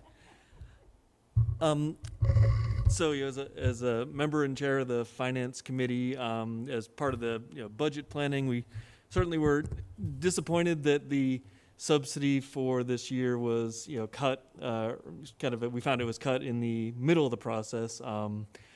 But we have some good news. You've probably seen in the media that Governor Mills has proposed in her budget to meet an obligation that I believe 17 years ago was voted on by Maine voters, to fund schools at 55%. Right now we're just a little bit above 51% that the state is providing.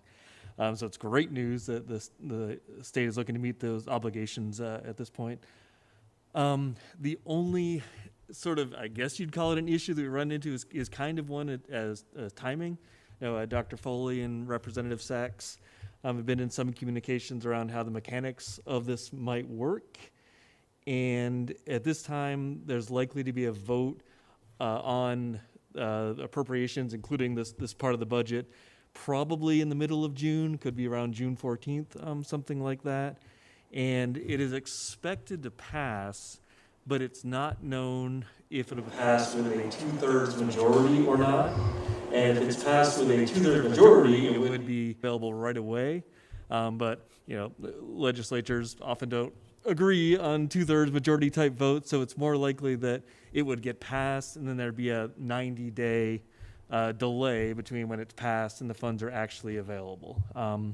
So the Finance Committee met and discussed, the best sort of approach to this, great news that the subsidy is expected to increase, but we don't really know enough of the specifics yet. It's very likely that we will see additional funds coming in. We just don't really know when exactly. In terms of amounts, Representative Sachs provided numbers that it's expected to go up by $433,000 for the subsidy, which is incredibly great news. And it's just really kind of a question of timing on when that will come in. So what the Finance Committee first proposes is that when those funds come in, whenever that is, we apply that to undesignated fund balance for this budget year, while also recognizing that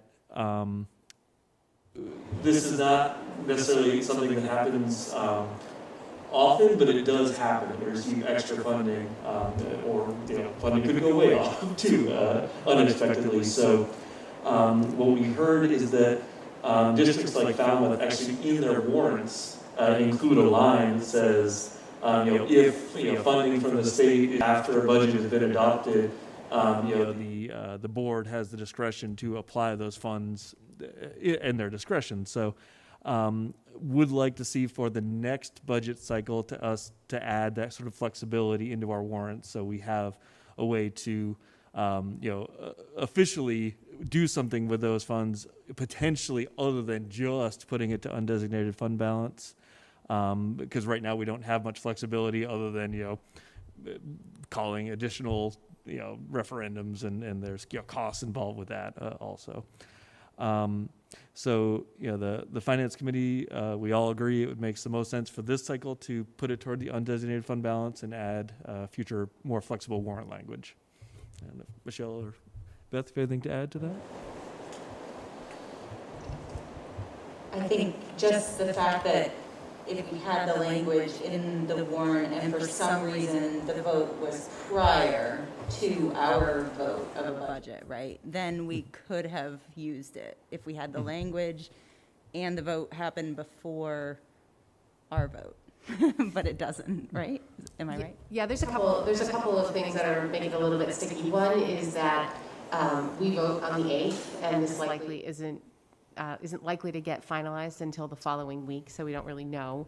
The second sort of sticky wicket is we have our ballots printed, and we have to post those a certain number of days before election, and so we can't really, we couldn't vote tonight to reduce, to increase use of undesignated fund balance because we know we're going to get more funds. We don't have the time to do those things now, and we're not technically legally allowed to simply use those funds next year without the votes of the town. So to Jeremy's point of having to have another public hearing and vote on that. So really the cleanest thing would be to gratefully accept those funds, have them flow into the undesignated fund balance, which we could then use to offset taxation in a future year. Laura. Because of the subsidy, is that still applicable? I thought the vote was only on the additional local monies. No, well, because there's a couple things. One, we vote how much we can spend, right? Yep. So we couldn't just take those funds and use them for something else because we're not authorized to spend them. And then we're also approving like what we're actually collecting from the towns. And that's where it gets a little bit tricky because they said there are cases where the town may say that they have to collect less in taxes, but not 100% black and white that they're legally authorized to do that. And with the RSU with multiple towns, it gets a little even trickier. So. That's interesting. So the state's giving us additional subsidy. We technically can't spend it this year. Well, I mean, we could have another meeting. The other tricky thing is that we approved this in June, and towns generally, and I'll look to Melanie. I know she's not on the town council anymore, but she probably remembers the timing of these things. Tax commitments usually are done in July, so there's not a lot of time for us to plan and do another hearing to adjust like the tax commitments in time for them before they send out their bills. So yeah, it gets a little tricky. And there's one other thing too, that until that vote goes through, we don't know exactly what the amount's going to be. I think we got a very good estimate from the state. And I mean, though unlikely, the legislature could turn it down and not pass it too. I know that's unlikely, but we can't really do anything now, especially until we know what the full parameters are. Right. So we haven't seen a revised E279 and what it looks like yet. So I think from our perspective, it was just there was a lot of questions, a lot of unknowns, to the point where we didn't feel comfortable recommending using those funds this year. What? Did you have something you wanted to share? I think you go use Jeremy's mic. Musical chairs, RSU 5. I was going to say, musical chairs, yes. I just wanted to be available for questions. Jeremy summarized my email to Dr. Foley really well. We did see the RSU 5 did see a decrease in valuation because of the increase in valuation by 7% and 2% decrease in number of special ed and disadvantaged populations, the allocation went down. However, as I had summarized in my email, having a 55% full funding for the first time in 17 years as opposed to 51.7 is very exciting because it does mean an additional $433,194. I did offer, I talked to the chair of appropriations today. There is no way that LD 221, which is the bill, is going to pass before the budget referendum on the 8th. That is for certain. So we're hoping that it gets done by June 16th. But one of the reasons that the legislature passed a back to basics budget and back in March is so that you had some sort of baseline to go from.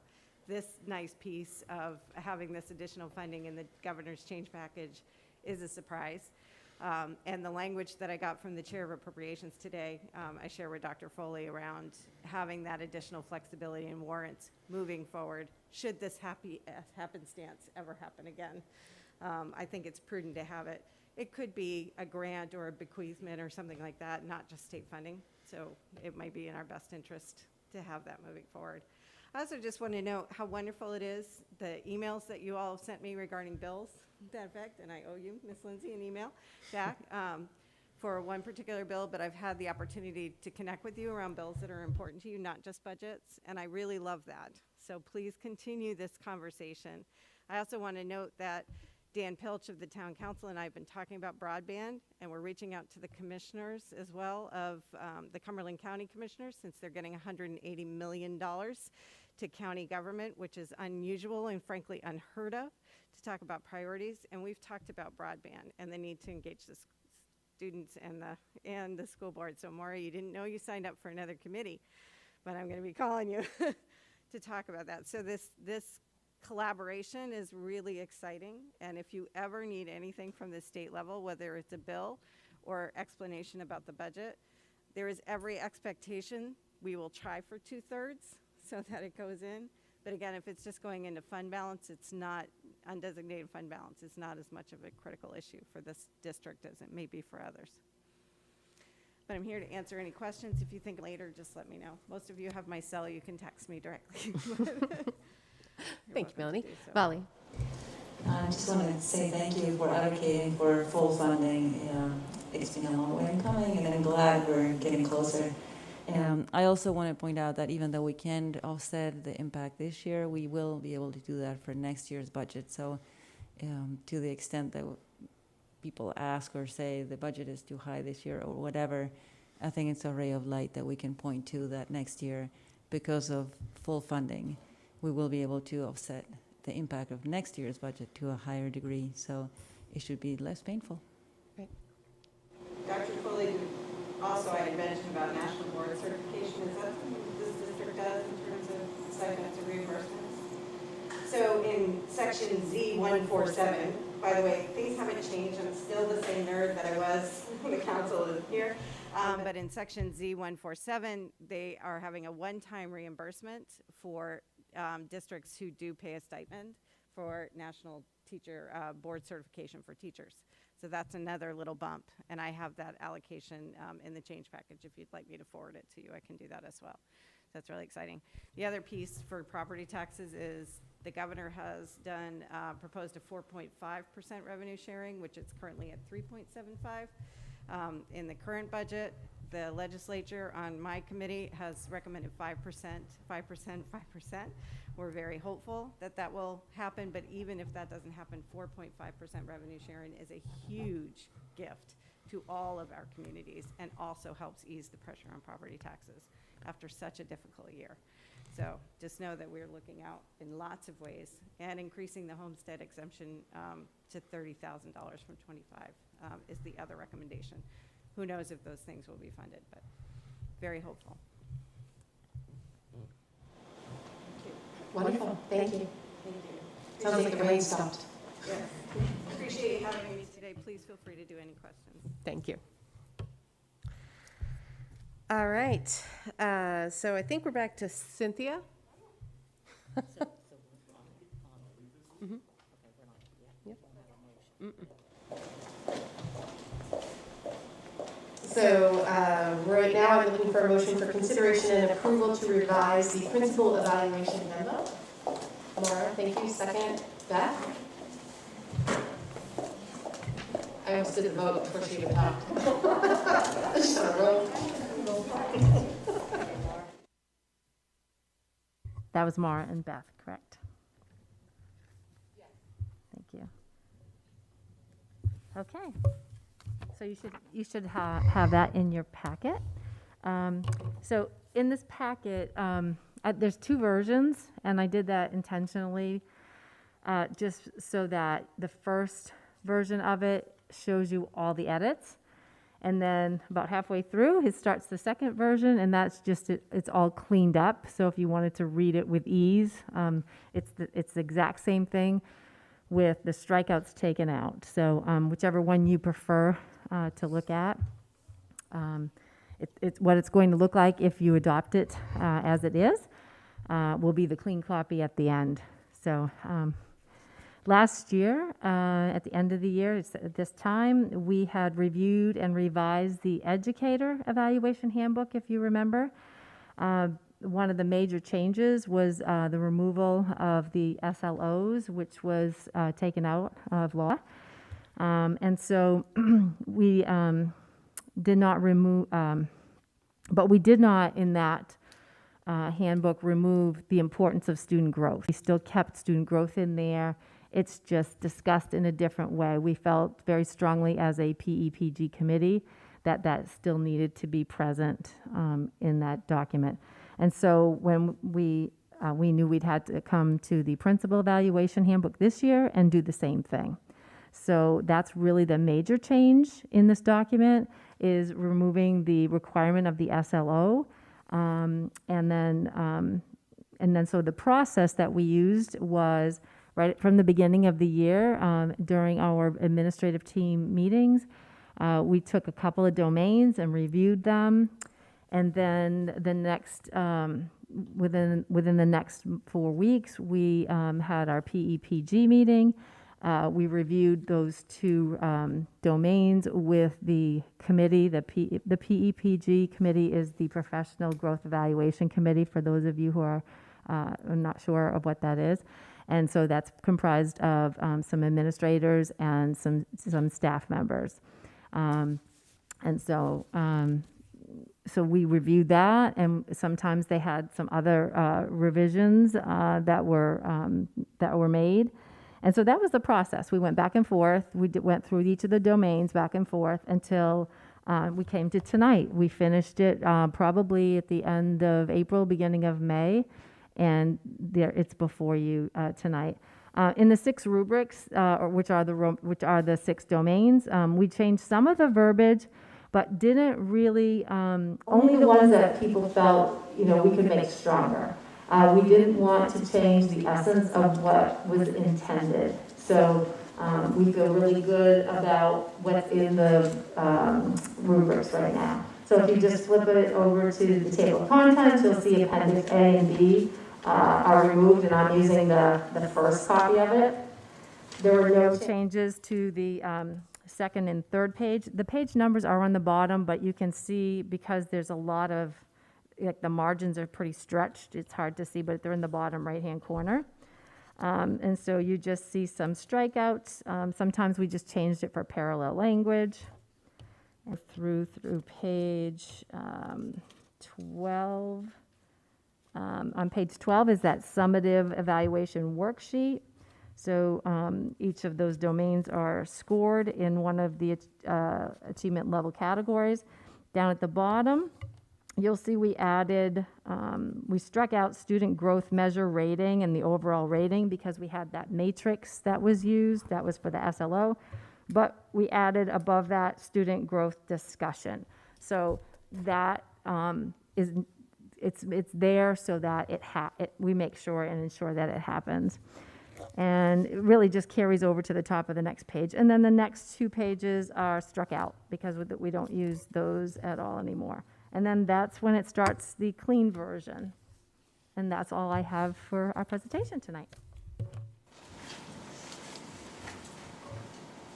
Thank you, Cynthia.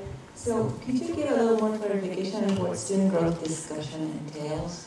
Yes, so at our PEPG committee, we had a lot of discussion all year. Like each year, we focus on 1 or 2 areas that we're going to. One of them was this PEPG, and the other one was, what is our student growth discussion going to look like? And so it depends on. It's flexible and varied depending on what the teacher and the principal. Well, this for the teacher one. So what the principal and the superintendent have talked about, what their goal, they look at their goals, where they wanted to look, what student achievement they want to look at, also what their teachers, what the discussions they're having with their teachers. So they might pick a particular area that they're really trying to move on. It might be math, and it could be anything, and maybe Dr. Foley could share as something more specific. But then they would bring their data, they would talk about it, and have a meaningful discussion about, here's where we made some growth. Here's where I still want to grow. I'd like to continue working on this next year, or I feel like I'm where I am at. So it's really individualized based on the conversations and that the principal has with the administrator. It looks like Becky wants to.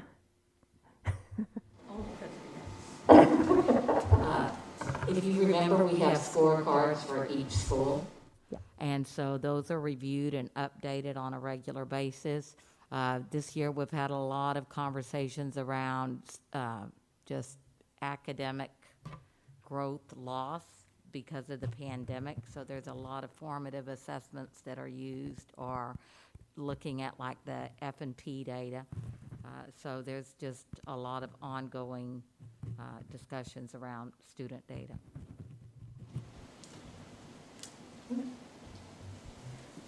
Any other questions on the handbook? Did you have your hand up, Bali? Or were you flipping pages? Okay. Is Susanna good on the computer? Oh, yes, she is. Okay. And she's got a thumbs up. Okay, perfect. Sorry. All right, so we have a motion and a second, so we will move to the vote. Beth? Yes. Maura? Yes. I vote yes. Vali? Yes. Maddie? Yes. Liam? Yes. Jeremy? Yes. Candy? Yes. Lindsay? Yes. Jen? Yes. Susanna? Susanna? Oh, that's a yes, okay. And Angela? Yes. All right, thank you. All right, thank you, Cynthia. All right, so I think we are on to personnel. Can we cluster like we did I was last going to time? say we have 5, so maybe we can do one slate if everybody is okay with that. Anybody have an issue with? Okay. All right. Here I go. We have 5 wonderful teachers that I'd like to nominate tonight. The first one is the Spanish teacher at Freeport Middle School. I'm happy to recommend Rodrigo Palacios as the Spanish teacher. Rodrigo has a bachelor's from the University of Francisco and has been our long-term sub this year. He has done many great projects with our students, from creating postcards from Spanish-speaking countries. Students have planned a menu along with the nutrition staff there for the whole school from different kind of cultures. And then they've done projects comparing the cultural differences between the United States to countries where Spanish is the primary language spoken. So we are very excited to have Rodrigo continue with the great work he has begun in RSU 5. Secondly, I'm delighted to recommend Roz Moisen as the art teacher at FMS. She comes to us with the bachelor's from Ithaca, and she earned her art certification through USM. One of her references said she's warm and extremely accessible, and it is clear with every interaction that she is very present with each of the students, ready to meet them where they're at. This translates into each student wanting to reach high for success. As they say, enthusiasm is contagious, and this is certainly the case with Rosalind. So we're thrilled to welcome her to Freeport Middle School. Thirdly, I'm happy to recommend Tyler Tracy as our physical education teacher at Freeport High School. He comes to us with a bachelor's from UMF. He has 12 years of experience, most recently working at Poland High School. One of his references states, "Every day Tyler demonstrates unending energy and enthusiasm for supporting his students and his student athletes to improve their knowledge, skill level, and their overall wellness. I have continually witnessed Tyler work individually with students, supporting them and advocating for them and their goals of positive lifestyle changes. We are very excited to welcome Tyler to Freeport High School." Next, I'd like to recommend Megan Hickens as a special ed teacher at Mass Landing School. She comes to us with a bachelor's from Endicott and a master's from USM. She has 7 years of experience, most recently working at OOB. One of her references states, "I was always impressed with Megan's ability to go above and beyond in order to meet the unique, sometimes complex needs of our students. I truly appreciated her collaboration and professional, student-centered approach. Her whole interview team feels like she's going to be the perfect fit at Mass Landing, and so we can't wait for her to join our team there." Lastly, I'm happy to recommend Ariel Soleil as a science teacher at Freeport High School. She comes to us with a bachelor's and a master's from University of Massachusetts at Amherst. I just interviewed her this morning. She has a very student-centered, hands-on approach to science for her students. She's coming to us from Yarmouth High School with 2 years of experience, and one of her references notes that she is adept at cultivating relationships with a wide variety of students. She is a deep listener.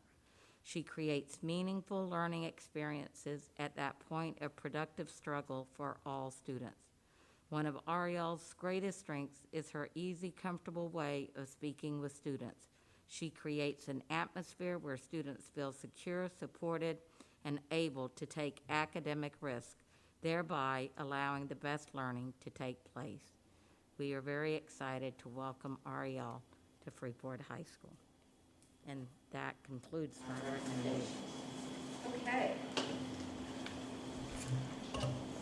Let me just put the motion on the floor and then we talk about it, okay? So do I have consideration And approval to employ a .6 Spanish teacher at Freeport Middle School, a art teacher at Freeport Middle School for the 21-22 school year, a physical education teacher at FHS for the 21-22 school year, a special education teacher at Mass Landing School for the 21-22 school year, and a science teacher at FHS for the 21-22 school year. Angela and Laura, thank you. Questions, Maddie? Becky, the last one, the life sciences teacher at the high school, that's a one-year position only? Yes, that's, and she understands that we have a teacher who has asked for a leave, a maternity leave, for, and that's why that's created. Thank you. Okay, Laura? I just think that's great. I wanted to commend you on your flexibility in offering that to a teacher, and then also just say that it's wonderful to have a teacher whose first language is Spanish. I think that's a really unique opportunity to learn from someone when it's their primary language, so it's just great. Any other comments, questions?